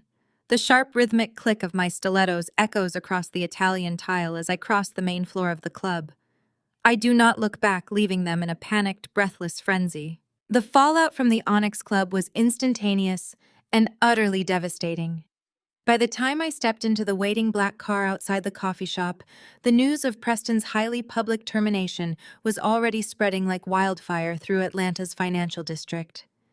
I spent the rest of the afternoon and the entirety of the night coordinating with David Sterling from my penthouse suite. We were meticulously preparing for the inevitable. Delusion is a powerful, blinding drug, and my family had been high on their own supply for over a decade. I knew they would not surrender quietly. At exactly 8:55 the next morning, I sat at the glass dining table, staring at the glowing face of my smartphone. The digital clock ticked upwards second by agonizing second. At exactly 9 o'clock Standard Time, the phone rang. It was David Sterling. "The deadline has passed, Maya," David said, his voice carrying the heavy formal weight of a seasoned banker executing a fatal corporate maneuver. Apex Financial Holdings has received absolutely no wire transfers from the Carver accounts. Jerome did not even attempt to initiate a partial payment. They are officially in terminal default. "Execute the foreclosure protocol immediately," I commanded, leaning back in my chair. "Freeze every single operating account tied to Carver Luxury Real Estate. Initiate the deed transfers for all collateral properties. I want the entire empire locked down before they even finish their morning coffee." "It is already done," David confirmed. "You are now the undisputed legal owner of the entire portfolio, including their primary residences. How do you wish to proceed with the occupants?" "I will handle the evictions personally," I replied, cutting the connection. I turned to my laptop, opening the social media feeds I had been monitoring. Just as I suspected, my family was choosing to double down on their fabricated reality rather than face the catastrophic truth. In a desperate, transparent attempt to save face and project invulnerability to their high society peers, Chloe had hastily organized a lavish sip-and-see brunch. She was hosting it at her newly purchased $3 million mansion, the very same property Jerome had bought for her, using the stolen commercial maintenance funds. Chloe was broadcasting live, panning her camera across sprawling tables loaded with imported caviar, towering champagne fountains, and massive arrangements of white orchids. She was smiling, but it was a brittle, terrified expression. Brenda was hovering in the background, aggressively managing the caterers and loudly greeting Atlanta's elite. They were actively spending more stolen money to throw a party, desperately trying to convince the city that Preston's sudden firing was a minor misunderstanding and their wealth was completely untouchable. They were dancing on the deck of a sinking ship, completely unaware that I had just purchased the ocean beneath them. I stood up and walked into the master bedroom to prepare. I bypassed the charcoal suit from yesterday and reached for a custom runway exclusive piece my personal shopper had sourced directly from Paris. It was a striking, tailored crimson silk suit. The color was unapologetic, vivid, and demanding of absolute attention. The jacket plunged into a sharp structural V, and the trousers flared perfectly over a pair of metallic gold stilettos. I clasped the heavy gold chain around my neck, grabbed my matte black Birkin bag, and walked out the door. The drive to the northern suburbs took 40 minutes. When my private car pulled through the towering iron gates of Chloe's massive estate, the sprawling circular driveway was already packed with a sea of luxury vehicles. Valets in crisp white shirts were scrambling to park imported sports cars and massive black SUVs. I stepped out of the car, completely ignoring the valet who rushed forward to offer me a ticket. The heavy custom mahogany front doors of the mansion were propped wide open to welcome the city's elite. I walked straight up the stone steps and crossed the threshold, the sharp, authoritative click of my gold stilettos immediately piercing the ambient noise of the party. The grand foyer was an obnoxious display of new money excess. A massive crystal chandelier hung from the vaulted ceiling, casting a warm glow over dozens of wealthy guests dressed in their Sunday best. A live string quartet was tucked into the corner of the sweeping grand staircase, playing a soft classical arrangement. Waiters in black vests were circulating through the crowd carrying silver trays loaded with crystal champagne flutes. I stepped fully into the center of the foyer. I did not try to blend in. I stood tall, letting the brilliant crimson of my silk suit draw the eye of every single person in the room. The reaction was immediate. A woman standing near the entryway turned her eyes widening as she took in my appearance. She tapped the shoulder of the man next to her, whispering furiously. The whisper rippled outward like a shockwave spreading across a calm pond. Conversations abruptly halted. Guests lowered their champagne flutes, turning to stare at the woman who had dared to walk into this exclusive gathering, looking like she owned the very air they were breathing. The heavy, suffocating tension in the room instantly threw off the string quartet. The cellist missed a note, the violinist faltered, and within seconds the music ground to a complete, awkward halt. Total, absolute silence fell over the $3 million mansion. The crowd parted down the middle, revealing Brenda standing near the entrance to the formal dining room. She was holding a crystal glass draped in a heavy silk dress and wearing a diamond necklace that I now knew was purchased with stolen security deposits. She looked up annoyed by the sudden silence and her eyes locked onto mine. The color instantly drained from her perfectly powdered face. She stared at the crimson suit, the gold stilettos, and the undeniable posture of a woman who was absolutely untouchable. For a fraction of a second, I saw pure, unadulterated fear flash behind her eyes. But Brenda was a creature of habit. When cornered, her only defense mechanism was hostility. Her fear rapidly contorted into a mask of twisted, venomous rage. She slammed her crystal glass down onto a nearby table and marched forward, her heels clicking aggressively against the imported tile. Chloe appeared from the kitchen, her eyes darting frantically around the room as she scurried along right behind our mother. Brenda stopped 10 feet away from me, her chest heaving. She looked around at her elite friends, her wealthy peers desperately trying to regain control of the narrative. She raised a shaking manicured finger and pointed it directly at my face. She signaled sharply to a massive, broad-shouldered private security guard standing near the front door. "You are socially unfit for this circle, Maya." Brenda hissed, her voice echoing loudly in the dead silent foyer. "Get out before you embarrass us." The security guard stepped forward, his hand reaching out to grab my shoulder and physically escort me off the premises. I did not flinch. I did not step back. I simply turned my head and locked eyes with the towering guard. I did not speak a single word, but the sheer glacial authority radiating from my posture made him freeze in his tracks. His hand hovered in the air, his professional instincts screaming at him that touching me would be a catastrophic mistake. He slowly lowered his arm and took a cautious step backward, yielding the floor entirely to me. I turned my attention back to Brenda. Her arm was still raised, her finger still pointing, but her hand was shaking violently now. Chloe was standing behind her, chewing nervously on her bottom lip, the memory of the Onyx Club clearly replaying in her terrified mind. "You have built a very beautiful illusion here, Brenda," I said, my voice smooth, resonant, and carrying effortlessly across the massive foyer. Everyone in this room was hanging on to my every word. It takes a lot of effort to project this level of wealth, but illusions shatter the moment the sun comes up. And unfortunately for you, morning has arrived.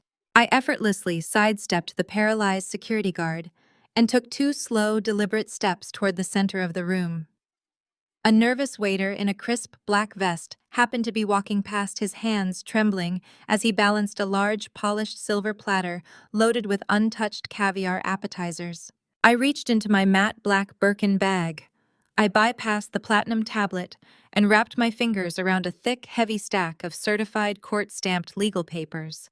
I pulled the dense stack from my bag, the thick paper rustling loudly in the quiet room. I did not hand the papers to Brenda. I did not hand them to Chloe. I simply extended my arm and tossed the heavy stack directly onto the passing waiter's silver platter. The thick legal documents landed with a sharp, resounding thud, knocking 2 crystal dishes of caviar onto the floor.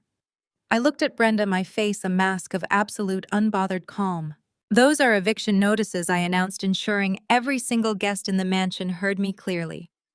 As of 9 o'clock this morning, Carver Luxury Real Estate officially defaulted on a $5 million balloon loan. As the sole owner of Apex Financial Holdings, I have formally seized all collateral assets tied to that debt. That includes the corporate headquarters, your estate in Buckhead, and this lovely little $3 million mansion we are currently standing in. Brenda gasped, her hand flying to her chest as if she had just been shot. A collective murmur of absolute shock rippled through the crowd of high society guests.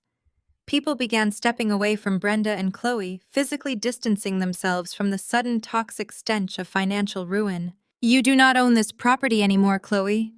I continued, shifting my gaze to my sister, who was now openly hyperventilating. "You are currently trespassing in my home. I am going to be generous and give you both exactly 1 hour to pack whatever cheap clothes you can fit into the trunk of your car. If you are still standing on my hardwood floors in 61 minutes, I will have the police escort you out in handcuffs." The heavy silence in the grand foyer stretched until it felt like the crystal chandelier above us might shatter from the tension. Brenda stared at me, her chest rising and falling in erratic, panicked jerks. She looked desperately at the private security guard, but he had already taken another step backward, clasping his hands in front of his belt, completely refusing to engage. Brenda's manicured hands curled into fists. She forced a shrill, brittle laugh that echoed unnaturally against the marble walls. "Please forgive this ridiculous interruption, everyone," Brenda announced, her voice pitched artificially high as she turned to face her wealthy guests. She waved her hand dismissively in my direction, though her fingers were trembling violently. My estranged daughter has always had a flair for the dramatic. She struggles with severe mental health issues and is clearly having a manic episode. We will have medical professionals escort her out shortly. Please enjoy the champagne." Not a single guest moved. No one raised a glass. They were all staring at the thick stack of court-stamped legal documents resting on the waiter's silver platter. A prominent Atlanta socialite named Evelyn, who had been competing with Brenda for the chair of the country club charity board for years, leaned forward and boldly plucked the top document off the tray. Evelyn adjusted her reading glasses, her eyes scanning the bold legal print. "Oh my," Evelyn whispered, her voice carrying perfectly through the dead silent room. "This is a legitimate Fulton County eviction notice, executed this morning by Apex Financial Holdings." Brenda lunged forward to snatch the paper away, but Evelyn took a swift step back, clutching the document to her chest with a look of predatory fascination. The illusion was fracturing and the sharks were smelling blood in the water. I raised my voice just enough to silence the room completely. "I am not here for mimosas, Brenda. I am here for the keys." I took another slow, deliberate step toward her, my gold stilettos clicking like a gavel striking a judge's block. I looked past my mother and locked eyes with my sister. Chloe was frozen next to the doorway of the formal dining room, her face completely drained of color. "Let us clear up the confusion for your lovely guests," I said, making sure my voice resonated through the entire foyer. "This $3 million estate was not purchased by your supposedly brilliant husband, Chloe. Preston did not secure a single cent for this property. This mansion was purchased using fake, untraceable wire transfers systematically siphoned directly from the Carver Luxury Real Estate Commercial Maintenance Funds." Brenda let out a strangled gasp, her hand flying to her diamond-encrusted throat. "Stop it," she shrieked. "You are lying. You are a bitter, jealous liar." I ignored her completely, keeping my gaze fixed on my sister. For the last 5 years, while our father was supposedly expanding the family empire, he was actually embezzling millions of dollars from the security deposits of his own minority tenants. He set up dummy LLCs in Delaware, funneled the stolen cash through offshore accounts, and used that exact stolen money to pay the closing costs on this house so you could play rich housewife for your friends. The collective gasp from the high society guests was deafening. The wealthy elite of Atlanta thrived on scandal, but a multi-million-dollar federal wire fraud and embezzlement scheme unfolding live at a brunch was the holy grail of high society gossip. Instantly, a dozen guests pulled out their smartphones. Thumbs flew across screens as they began texting the scandal to everyone they knew. A few of them even raised their cameras, openly recording the absolute destruction of the Carver family legacy. "You thought you were outsmarting the entire financial system, Brenda?" I continued, turning my cold gaze back to my mother. "You thought you could just steal from the vulnerable to fund Chloe's fake lifestyle and no one would ever notice. But you left a paper trail a mile long. And when you over-leveraged the company to cover the missing funds, you took out a toxic $5 million balloon loan from a shadow lender. You thought Apex Financial was just a faceless corporate entity that would gladly accept a standard default settlement." I smiled, a slow, lethal curve of my lips. "You did not realize that I acquired Apex Financial 48 hours ago. I bought your debt. I bought your fraudulent paper trail. And because you officially defaulted at 9 o'clock this morning, I now legally own every single collateral asset tied to your crumbling empire. Chloe does not own this house. Jerome does not own this house. You do not own this house. I do." The reality of my words slammed into Chloe like a physical blow. Her knees buckled. She grabbed the edge of a mahogany console table to keep from collapsing, knocking a massive vase of white orchids onto the floor, where it shattered into jagged pieces. She looked at her mother, her eyes wide and begging for Brenda to fix it, to tell her it was just a nightmare. But Brenda was paralyzed, her mouth opening and closing without a single sound emerging. Chloe turned frantically toward her entourage of wealthy friends, the same women she had been boasting to just yesterday at the Onyx Club. "Help me," she pleaded, her voice cracking into a high-pitched whine. "Do not let her do this. Call someone." Her friends actively recoiled. The women who had spent the last 2 years drinking Chloe's expensive champagne and lounging by her imported infinity pool now looked at her as if she were carrying a highly contagious plague. One of them actually stepped over the spilled caviar, making a direct line for the front door without looking back. "No," Chloe screamed, the sound tearing from her throat as absolute hysteria set in. "No, no, no! This is my house! This is my life! You cannot take this from me." She dropped to the marble floor right amidst the shattered porcelain and crushed orchids. Her perfect, expensive blowout fell into disarray around her face. Thick black tears of mascara streamed down her cheeks, staining her white silk blouse. The golden child, the sister who had mocked my clothes, destroyed my art, and laughed as I was thrown out into the freezing rain, was now weeping uncontrollably on the floor, stripped of everything that gave her value in her superficial world. Her perfect image was shattered instantly, completely pulverized under the weight of her own family's corruption. Brenda stared down at her sobbing favorite child, and something inside her finally snapped. The polished, aristocratic facade completely evaporated, leaving behind a feral, cornered animal. For 22 years, she had relied on her fabricated superiority to justify her existence. Without her wealth, without her status, she was absolutely nothing. "You little witch!" Brenda shrieked, her face contorting into a mask of pure homicidal rage. "You engineered this. You stole our money. You have always been a worthless, spiteful parasite." Brenda lunged at me. She threw her arms forward, her manicured claws aiming directly for my face, screaming that I was a liar, that she would kill me before she let me take her home. I did not even have to raise my hands to defend myself. Before Brenda could cross the final 3 feet between us, a harsh, blaring ringtone cut through her hysterical screaming. It was not a subtle vibration.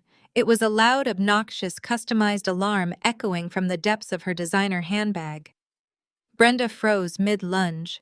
Her eyes darted wildly toward her purse sitting on the nearby console table.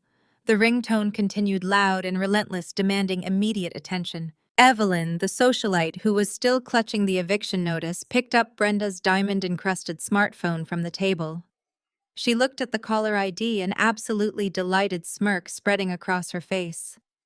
"It is Jerome," Brenda Evelyn announced loudly. "He looks like he is calling multiple times."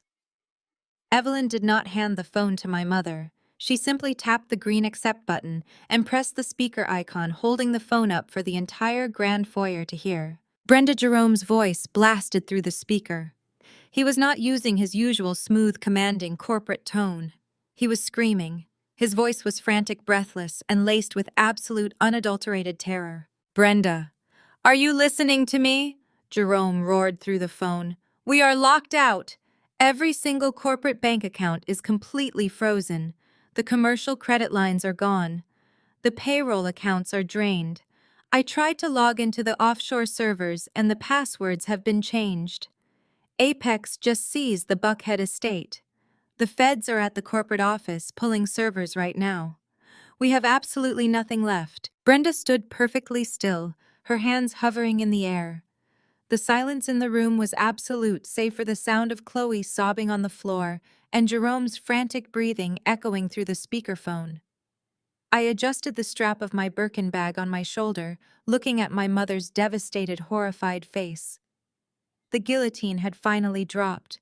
I watched the color completely drain from Brenda's face as Jerome's frantic screams echoed from the phone speaker. The towering champagne fountain bubbled uselessly in the background, a stark contrast to the absolute financial devastation crashing down on my mother. She stared at the device in Evelyn's hand as if it were a venomous snake. I did not stay to watch her attempt to explain away the federal wire fraud to a foyer full of Atlanta's most vicious gossips. I simply adjusted the strap of my Birkin bag, turned my back on the weeping Chloe and the paralyzed Brenda, and walked out into the crisp afternoon air. The valet brought my car immediately. As I drove away from the sprawling, fraudulent estate, my phone remained completely silent. They were too busy drowning to call. That silence lasted exactly 48 hours. Realizing they were completely cornered, financially paralyzed, and publicly disgraced, Jerome and Brenda abruptly changed tactics. They could no longer bully or ignore me, so they pivoted to their most insidious weapon, which was fabricated family loyalty. The summons arrived via a highly formal, incredibly polite email from Jerome's executive assistant. It requested my presence for a private family reconciliation meeting at the Carver Luxury Real Estate corporate headquarters. The email explicitly stated that they wanted to make amends, that tensions had run far too high, and that we desperately needed to heal as a family. I knew it was a pathetic trap. Jerome Carver did not apologize, he calculated. But I also knew that holding the master key to their entire existence meant I had absolutely nothing to fear. I instructed David Sterling to keep every single account frozen tight and drove downtown. The corporate headquarters occupied the top 2 floors of a sleek glass high-rise in the heart of the financial district. When I stepped off the private elevator, the usual frantic energy of the office was entirely absent. The receptionist's desk was completely abandoned. The glass-walled cubicles were dark and empty. Without access to their operating capital or payroll accounts, Jerome's staff had clearly panicked and abandoned ship. The silence was deafening, a direct and absolute result of my command. I walked straight down the plush carpeted hallway toward the executive boardroom. The thick mahogany paneling felt like a relic from a bygone era, a monument to a fraudulent empire that was currently taking its last breaths. I did not bother knocking. I pushed the heavy double doors open and stepped inside. The room was suffocatingly tense. Jerome sat at the head of the massive mahogany table, his face drawn and exhausted. He was wearing a suit that suddenly looked a full size too large, his shoulders slumped under the crushing weight of impending federal indictments. Brenda sat to his right, her posture unnaturally rigid, her eyes red-rimmed and darting around the room, and pacing near the floor, to ceiling windows, biting his thumbnail nervously, was Preston. His presence was the most telling detail of all. He had been fired in utter disgrace, publicly humiliated by his own senior partners just days ago, and now he was crawling back to his in-laws, hoping to salvage whatever scraps he could from the wreckage I had created. He stopped pacing the second I entered, his eyes darting to my face with a chaotic mixture of intense hatred and absolute desperation. I took a seat at the opposite end of the long table, folding my hands neatly in front of me. I waited for the performance to begin. The aggressive, condescending hostility they had wielded my entire life vanished, replaced instantly by a nauseating display of false warmth. Brenda stood up, her face crumpling into a mask of manufactured sorrow. She walked toward me, heavy tears spilling over her lower lashes, her arms outstretched for a motherly hug that she had never once offered me in childhood. I held up a single flat hand, stopping her dead in her tracks. She swallowed hard, wiping a fake tear from her cheek, and retreated to her leather chair. Jerome forced a warm, gentle smile that did not reach his cold, calculating eyes. He clasped his hands together on the polished mahogany. "Maya," he began, his voice thick with fake emotion, "we have all made terrible mistakes over the last few years. Tensions boiled over, egos got in the way of what truly matters. But at the end of the day, we are blood. We are family. And seeing you achieve this incredible level of financial success has made me realize how entirely wrong I was to doubt your business acumen." I did not say a word. I simply watched him perform his desperate script. Jerome reached down into his leather briefcase and pulled out a thick, heavily bound legal document. He slid it carefully across the long table until it rested right in front of me. "You have inherited a massive, highly complex financial structure." Jerome continued, his tone smoothing out into a practiced, persuasive corporate pitch. "Managing an offshore trust of this magnitude is incredibly dangerous for someone without high-level institutional experience. We want to protect you, Maya. We want to manage your new wealth so you do not get overwhelmed by the sheer volume of these assets. This contract simply brings your funds under the Carver corporate umbrella. We consolidate the capital, you unfreeze our operating accounts, and we all walk away wealthy. We heal as a family and we protect the legacy together." I looked down at the thick contract. It was a complete and total surrender of my assets, a legal mechanism designed to hand them the keys to my $45 million and save them from federal ruin. They truly believed I was foolish enough to sign my power away for a few fake tears and a hollow apology. I looked back up at Jerome. My expression did not soften a fraction of an inch. I reached out with my index finger and slowly pushed the document back across the mahogany table. "I am not signing anything," I stated, my voice echoing coldly in the empty boardroom. "And I am certainly not bailing out a sinking ship piloted by thieves." "You embezzled millions from vulnerable tenants, Jerome. Preston committed wire fraud trying to cover it up. You are not looking for a family reconciliation.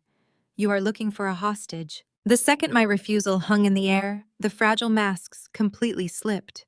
The fake fatherly warmth instantly vanished from Jerome's face, replaced by a vicious, cornered fury. Brenda's manufactured tears stopped immediately, her features hardening into pure malice. Preston let out a low, dark chuckle from the corner of the room. He stepped away from the window, the old, arrogant smirk spreading across his face once again. He reached into his jacket pocket and pulled out a small electronic remote. He pressed a button, and the heavy electronic locks on the boardroom doors engaged with a loud, definitive click. He signaled to two burly private security guards who stepped out from the adjacent connecting office, blocking the exits.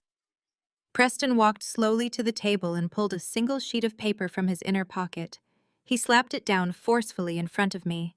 It was a legal affidavit stamped heavily with a bright blue forged medical seal. The heavy metallic thud of the boardroom doors locking echoed like a gunshot in the sterile corporate air.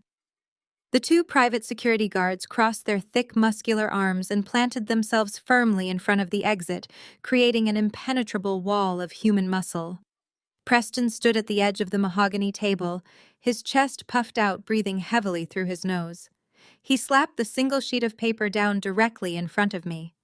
The crisp white document bore a highly official letterhead, complete with a bright blue raised notary stamp and a prominent medical insignia. I did not flinch. I did not move my hands from my lap. I simply lowered my eyes and read the bold black text printed across the top of the page. It was an involuntary psychiatric commitment order. It authorized an immediate forced 72-hour medical hold in a locked psychiatric facility, citing severe manic delusions, aggressive paranoia, and a direct threat to public safety. Preston leaned his knuckles against the polished wood, his arrogant, insufferable smirk returning with full force. "You played a very dangerous game yesterday, Maya," he sneered, his voice dripping with condescension. "You walked into a private residence raving like a complete lunatic in front of the most influential people in the state of Georgia. You screamed about owning shadow lenders and buying toxic debt. You embarrassed this family on an unforgivable scale. But do not worry. We are going to get you the professional help you so desperately need." Jerome stepped forward smoothly, taking over the pitch. He buttoned his suit jacket, reclaiming his role as the benevolent, long-suffering patriarch forced to make a difficult decision. Brenda's quick thinking at the brunch laid the perfect groundwork. Jerome explained, his tone completely devoid of actual human empathy. "She told everyone you were suffering from a severe manic break. We have sworn affidavits from over 24 high society guests, testifying that you were completely unhinged, claiming to control an offshore trust worth millions of dollars. When I present this medical order to a Fulton County judge, they will see a deeply disturbed woman who requires immediate institutional protection." I stared at the man who had contributed half my DNA. He was standing there calmly outlining a plot to kidnap and drug his own daughter. "Once you are safely locked in a padded room and heavily sedated, I will file for an emergency medical conservatorship." Jerome continued, his eyes gleaming with cold, calculated greed. "A judge will grant me immediate power of attorney over all your personal and financial affairs for your own protection. I will legally absorb that offshore trust right back into the Carver estate. I will liquidate your capital to unfreeze my corporate accounts, and I will erase the entire disaster you caused at the Onyx Club. You will be legally classified as an incapacitated dependent. You will never see a single dime of Grandpa Elijah's money." Brenda nodded vigorously from her leather chair, her face twisted with a sick, self-righteous vindication. "We are doing this because we love you, Maya," she lied smoothly, her voice a poisonous purr. "You clearly cannot handle the stress of the real world. You need supervision." I looked down at the forged medical document again. My eyes scanned past the boilerplate legal threats and landed directly on the signature scrawled at the bottom of the page. It was signed by a Dr. Arthur Vance. I felt a wave of absolute, unadulterated disgust roll through my entire body. I did not scream, I did not cry, I did not jump out of my chair or beg for mercy. I simply lifted my head and stared directly into Jerome Carver's empty, sociopathic eyes. "Arthur Vance," I said, my voice dropping to a quiet, lethal whisper that seemed to lower the temperature in the entire boardroom. "You are actually using Arthur Vance." Jerome's confident smile faltered for a fraction of a second. His left eyelid twitched, a tiny, involuntary betrayal of his internal panic. "You must think I am completely stupid, Jerome." I continued my words, slicing through the heavy tension like a scalpel. "You must think I forgot what happened 10 years ago. I recognize that doctor's name. I remember exactly what you did to Aunt Vivian." Brenda shifted uncomfortably in her chair, the leather squeaking loudly in the quiet room. Preston frowned, glancing back and forth between Jerome and me, clearly unaware of the family skeletons I was currently unearthing. "Aunt Vivian was not crazy," I stated, leaning forward and placing my palms flat against the mahogany table. "She was the only person in this entire fraudulent family who actually knew how to read a corporate balance sheet. She audited your books, Jerome. She found the missing security deposits. She found the fake Delaware LLCs you were using to siphon money out of the business long before you ever took out that toxic balloon loan. She sat in this exact same boardroom and demanded her rightful 30% equity stake, or she was going to the federal authorities. Jerome swallowed hard, his throat bobbing, but he refused to break eye contact. And instead of paying your own sister what she was owed, I pressed on, my voice echoing with a haunting, relentless clarity. You called Dr. Arthur Vance. You paid him to forge a medical hold. You had two men drag Vivian out of her own bed in the middle of the night, throw her in the back of an ambulance, and lock her inside a private psychiatric ward. You kept her so heavily sedated on antipsychotics that she could not even speak her own name. By the time you finally let her out 6 months later, you had entirely dissolved her shares and threatened to lock her away forever if she ever mentioned the missing money again. You ruined her life just to protect your ego, I whispered, staring at my mother and father. And now you think you can recycle the exact same playbook on me. She was unstable. Brenda suddenly shrieked, her voice shrill and panicked, desperate to justify the horror she had been entirely complicit in. Vivian was sick. We protected the family. You are a monster, Brenda, I replied without looking at her. You are a parasite who feeds on anyone who threatens your social standing. Preston slammed his hand hard against the table, desperate to regain control of the room. Enough of this ridiculous history lesson, he shouted, his face flushing dark red. You do not have 30% equity, Maya. You have everything. And you are going to sign it over right now. He pointed a shaking finger at the two massive security guards blocking the door. There is a private medical transport idling in the underground loading dock right now, Preston threatened, his voice dropping into a menacing growl. The guards have the sedatives in their pockets. You can either sign the asset management transfer right here, right now, and we will tear up this medical hold. We will give you a generous monthly allowance, and you can go back to your quiet, pathetic little life. Or the guards hold you down, we administer the injection, and you wake up strapped to a hospital bed with absolutely zero legal rights. Jerome reached into his jacket pocket and pulled out a heavy, gold-plated fountain pen. He uncapped it slowly and slid it across the polished mahogany table until it bumped against the forged psychiatric hold sitting in front of me. We are not asking, Maya, Jerome said, his voice dropping to a cold, authoritarian rumble. We are telling you, this is the end of the line. There is no offshore proxy coming to save you. There is no bank manager waiting to pull a rabbit out of a hat. We have the rooms secured, we have the medical authority, and we have the upper hand. Jerome placed his hands on his hips, a deeply arrogant, highly satisfied smirk spreading across his face. He truly believed he had won. He truly believed physical intimidation and corrupt legal threats had backed me into an inescapable corner. Sign the paper, Maya, Jerome commanded. You cannot outsmart us. I looked down at the gold pen resting on the table. I looked at the forged medical document. I looked at the two massive security guards standing by the locked doors, their hands resting near their tactical belts. I did not argue. I did not raise my voice to protest the injustice of their actions. I did not make a single move toward the gold pen. I calmly reached my right hand into the tailored pocket of my crimson silk suit. I bypassed my encrypted smartphone. My fingers brushed against cold metal, and I closed my fist around it. I stood up from my leather chair, smoothing out the front of my jacket with my left hand.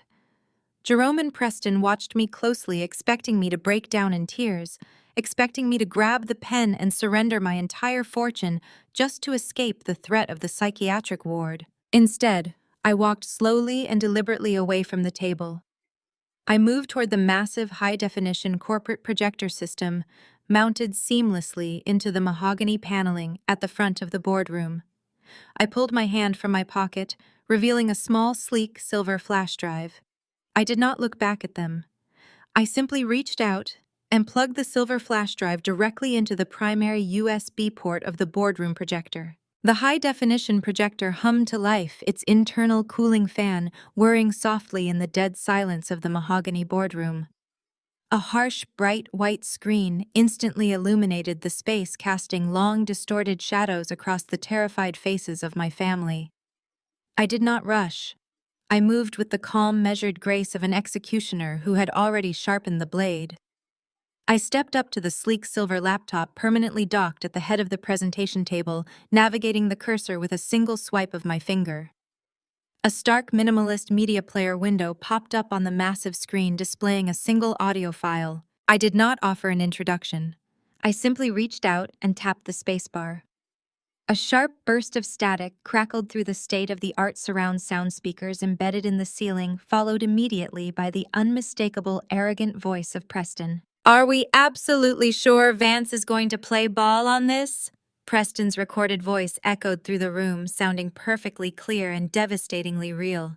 "He is demanding $50,000 upfront in untraceable cash. He says the medical board is already breathing down his neck after that disaster with your sister 10 years ago." Jerome's recorded voice answered instantly, his tone dripping with impatience and ruthless greed. "Pay him whatever he wants, Preston. I do not care if it costs $100,000. Just get that signature on the psychiatric hold by Tuesday morning. Once I have the emergency medical conservatorship granted by the judge, I have the absolute keys to her offshore accounts. We claim she is a severe danger to herself and the public. We isolate her at the Oakwood private facility with no outside contact, and we drain that grandfather trust completely dry before her lawyers even figure out she is missing." There was a brief pause on the recording before Preston spoke again, his voice lowering conspiratorially. "What if she fights the hold? What if she brings her own security or tries to walk out of the meeting? She will not have a choice." Jerome's voice shot back cold and entirely devoid of human empathy. "I have hired 2 private contractors who specialize in non-compliant transport. They will lock the boardroom doors from the inside. They will dose her with the sedative right there at the table. By the time she wakes up, she will be strapped to a hospital bed in a locked ward, and I will be sitting in front of a Fulton County judge declaring her legally incompetent to manage her own finances. Just get the forged paperwork from Vance." I tapped the spacebar again, freezing the playback.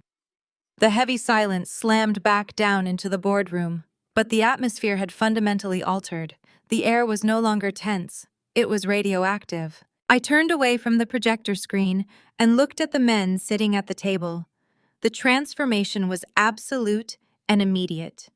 The arrogant, untouchable corporate dictator who had tried to intimidate me just moments ago was gone.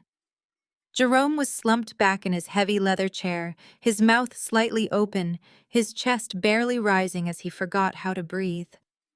His face had turned a sickening ashen gray. Brenda was completely paralyzed, staring at the blank wall with wide, unblinking eyes, finally comprehending the sheer magnitude of the trap they had just walked blindly into. But it was Preston who truly understood the apocalyptic nature of what had just played through those speakers. As a lawyer, he possessed the exact legal vocabulary required to categorize his impending destruction. The color drained from his face so rapidly, he looked like a corpse. He stumbled backward, his shoulder blades hitting the heavy glass of the boardroom window. He looked at the silver flash drive sticking out of the laptop, his eyes wide with a feral, inescapable terror. "That is illegal wiretapping," Preston stammered, his voice cracking into a high, pathetic whine. "That audio is completely inadmissible. You cannot use that in a court of law. You recorded us without our consent." I let out a slow, dark laugh that made the hairs on the back of his neck stand up. "You are a terrible lawyer, Preston. I truly do not understand how you managed to pass the bar exam. I did not record you. A licensed federal investigator recorded you. The second I acquired your toxic debt from Apex Financial, I legally requested a full audit of all your communications over the company servers to assess my risk liability. You used your corporate mobile phone registered to Carver Luxury Real Estate to plan a kidnapping and a multi-million-dollar extortion plot on a recorded company-monitored line." I took a slow step toward him, letting the brilliant crimson of my silk suit draw his terrified gaze. "That audio is not just admissible, Preston. It is a fully authenticated, federally certified confession. You just admitted to conspiracy to commit kidnapping, medical fraud, wire fraud, and extortion. Your career is not just over. Your life is over. You are going to a federal penitentiary for the next 2 decades, and you are going to lose your law license before the sun goes down today." Preston opened his mouth to argue to find some pathetic legal loophole, but nothing came out. His knees literally buckled, and he slid down the glass window, collapsing into one of the empty chairs lining the wall. He buried his face in his trembling hands, letting out a soft, pathetic whimper. I turned my attention back to the head of the table. Jerome was staring at me, his eyes wide, completely stripped of his authority. The great patriarch of the Carver family had been reduced to a frightened, broken old man in less than 3 minutes. "You actually thought you were the smartest person in the room," I said, my voice smooth and lethal as I walked slowly back toward the center of the mahogany table. "You thought you could just recycle the exact same criminal playbook you used on Aunt Vivian, and I would just surrender like a frightened child. But you forgot one very important detail, Jerome. I am not Vivian. I do not beg for scraps, and I do not ask for permission. I build empires, and I destroy anyone who tries to take them from me." I reached out and picked up the thick, forged psychiatric hold resting on the table. The paper felt heavy, loaded with their malicious intent. I picked up the gold-plated fountain pen sitting next to it. I looked at Jerome holding his gaze with absolute unbothered dominance and dropped the expensive pen straight into the nearby metal trash can. It hit the bottom with a sharp, dismissive clatter. I turned my back on my parents and walked toward the heavy industrial paper shredder tucked neatly into the corner of the executive boardroom. I flicked the power switch. The machine hummed to life, a low, hungry vibration. I held the forged medical document over the feeding slot. I did not rush the moment. I slowly slid the heavy court-stamped paper into the machine.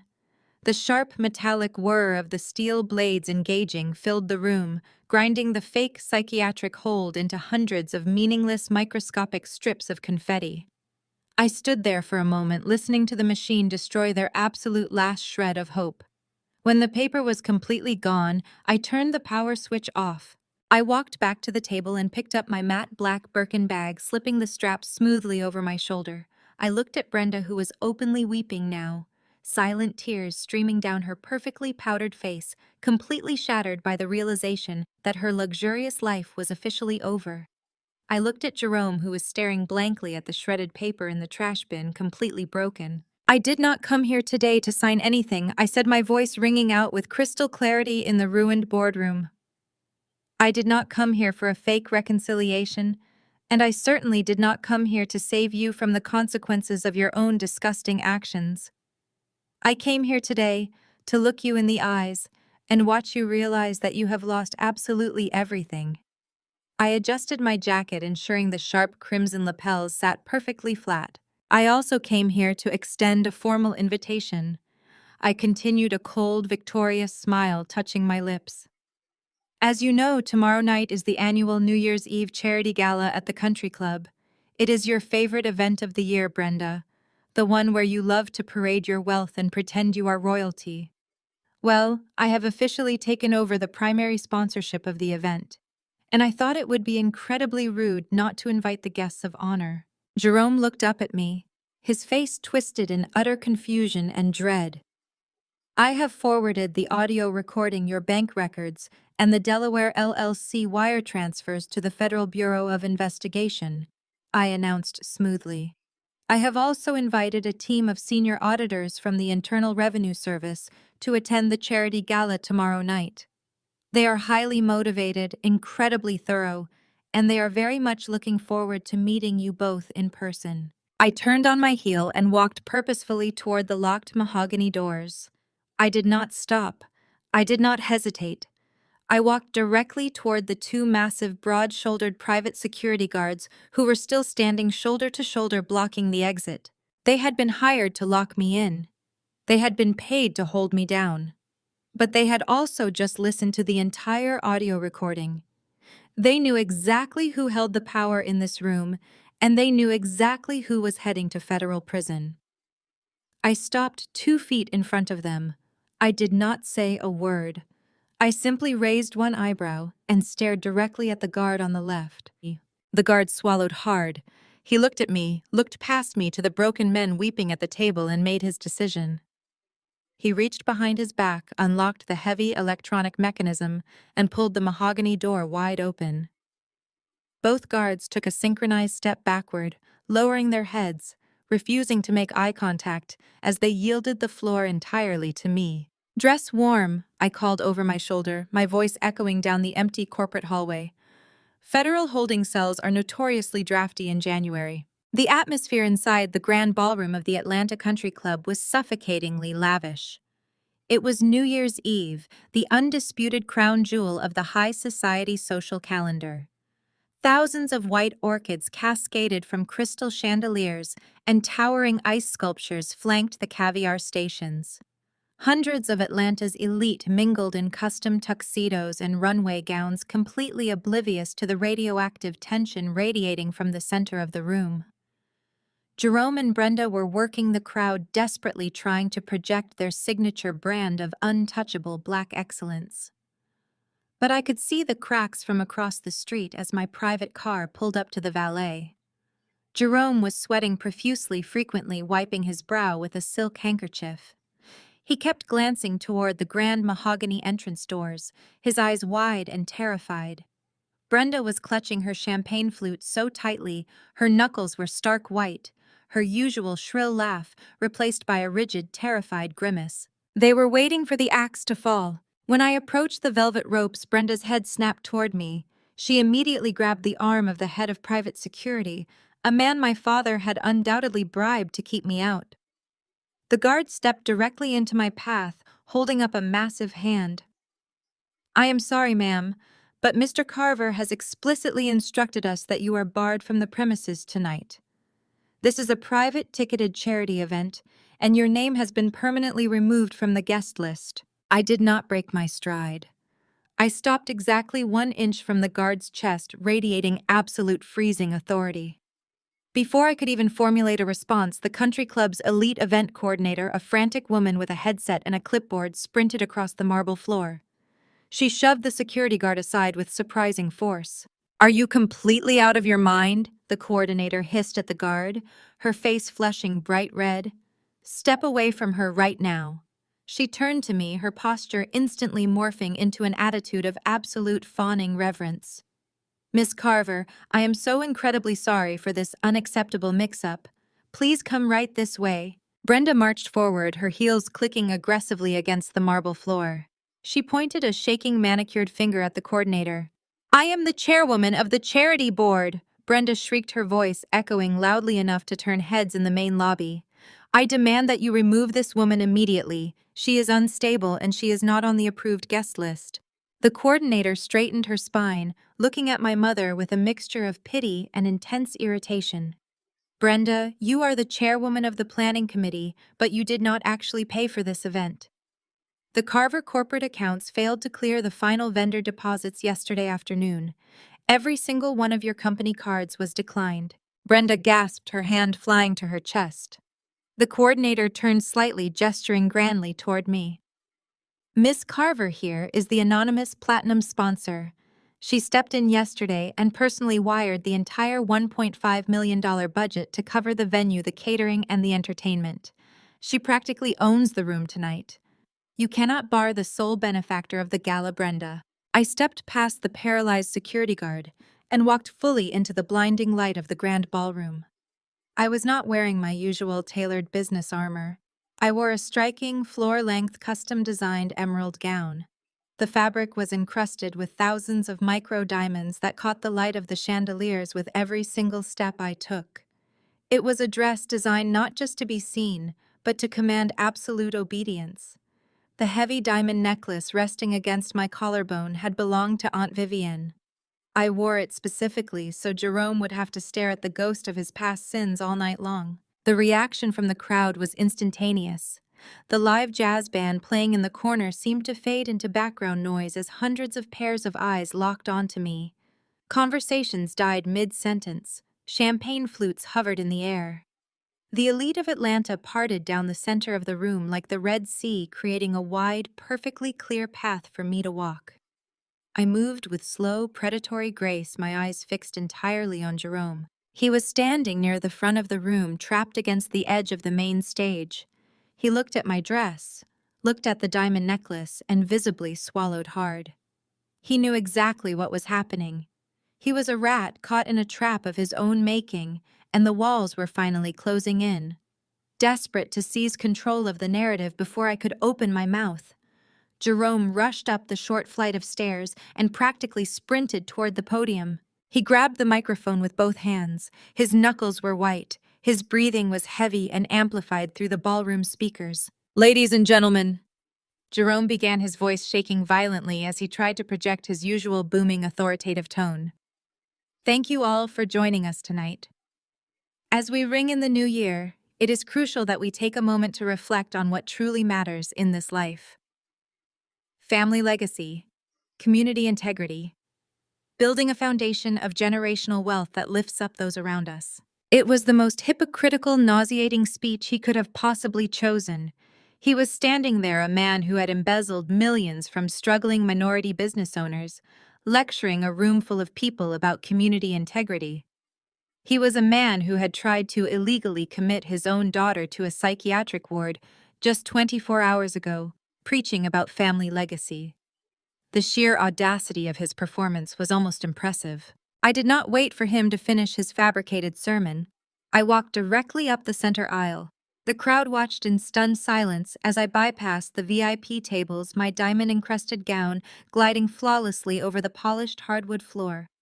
I reached the steps of the stage and walked right up. Jerome froze mid-sentence. He stared at me, his eyes wide with absolute primal terror. I stepped up to the wooden podium. I did not ask for permission. I reached out and took the microphone straight from his violently shaking hands. He let it go without a fight, completely paralyzed by fear. I turned my back on my father and faced the massive sea of wealthy guests. The silence in the ballroom was so heavy you could hear the ice melting in the champagne buckets. I lifted my head and looked directly up at the dark, elevated balcony at the back of the room. I locked eyes with the lead technician of the elite independent audiovisual team I had hired exclusively for this event. I gave him a single sharp nod. The massive high-definition projector screens flanking the main stage instantly flared to life. They did not display the usual heartwarming photographs of charity recipients or the glowing logos of corporate sponsors. Instead, the screens filled with stark, undeniably clear spreadsheets. The raw, unfiltered data of the Carver family corruption was suddenly 50 feet tall and brightly illuminated for every single person in Atlanta to read. The screen on the left displayed the exact itemized ledgers of Jerome's embezzlement scheme. It showed every single security deposit stolen from the vulnerable tenants of the Carver commercial properties, traced directly to the offshore dummy corporations in Delaware. The screen on the right displayed Preston's highly illegal fraudulent stock trades, complete with timestamps and the forged financial signatures he used to execute them. And right in the center, a massive graph detailed exactly how Chloe's $3 million mansion was purchased using the stolen community funds. A collective deafening gasp of pure horror swept through the grand ballroom. High society socialites covered their mouths in shock. Elite investors and corporate executives pointed at the screens, their eyes wide, as they recognized the staggering scale of the financial crimes. The room erupted into chaotic, panicked whispers. I held the microphone firmly, my voice cutting through the rising noise with absolute, unshakable clarity. "This man standing behind me loves to talk about family legacy," I announced, ensuring every word echoed off the back walls. "But the Carver legacy is nothing but a masterclass in theft, exploitation, and ruthless corruption. 5 years ago, this family threw me out into the freezing rain on Christmas night. They stripped me of my coat, locked the doors, and abandoned me because I dared to ask questions. I refused to look the other way. I refused to be part of their corruption." I turned slightly, casting a freezing glare at Jerome, who was now leaning heavily against the back wall of the stage, gasping for air as his empire disintegrated in real time. "They thought I was weak," I continued, turning back to the crowd. "They thought they could steal from their own community to fund their lavish lifestyles and no one would ever hold them accountable. But they were wrong. I purchased their toxic debt. I secured the legal rights to every single asset they fraudulently acquired. And tonight I am officially foreclosing on this entire empire." Right on cue, the wail of heavy police sirens pierced the cold winter night outside. The sound grew louder, multiplying rapidly until it seemed to surround the entire country club. Red and blue emergency lights flashed brilliantly through the tall glass windows of the ballroom, casting chaotic shadows across the terrified faces of my family. The heavy mahogany doors at the back of the venue burst open with a violent crash. Over a dozen federal agents in dark tactical jackets swarmed into the room, their badges gleaming under the chandelier light. They fanned out quickly, moving with precise military efficiency. Preston, standing near the caviar station, completely panicked. The arrogant, untouchable lawyer realized his entire life was over. He dropped his champagne glass, the crystal shattering on the floor, and made a desperate, pathetic sprint toward the swinging doors of the kitchen exit. He did not make it 10 feet. Two federal agents cut him off, tackling him hard to the polished floor.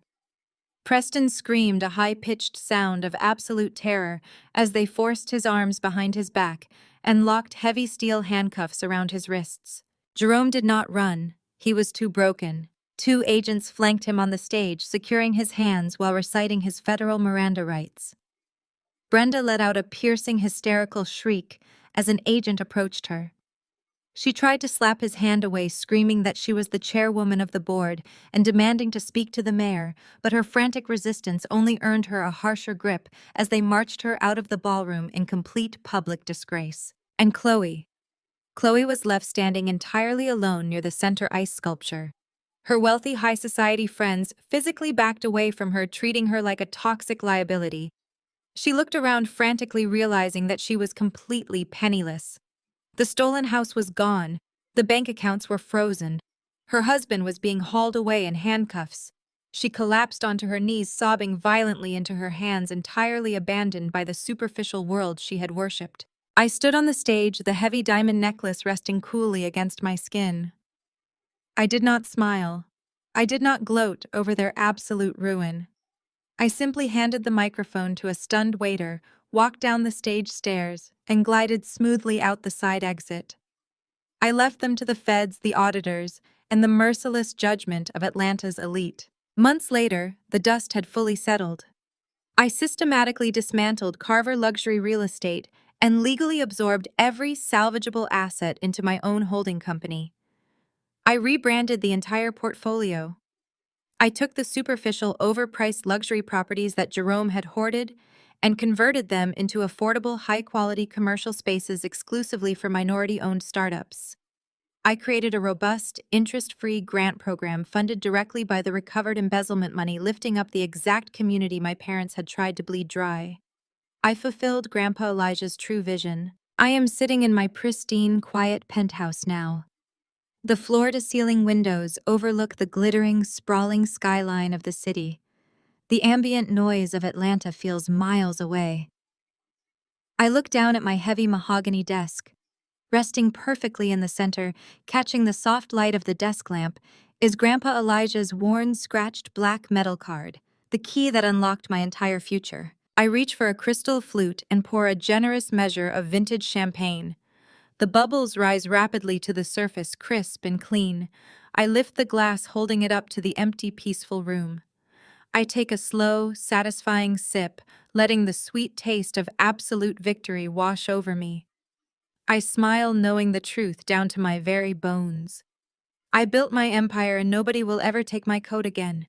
True worth is never defined by toxic family members who constantly diminish your light to serve their own deep insecurities.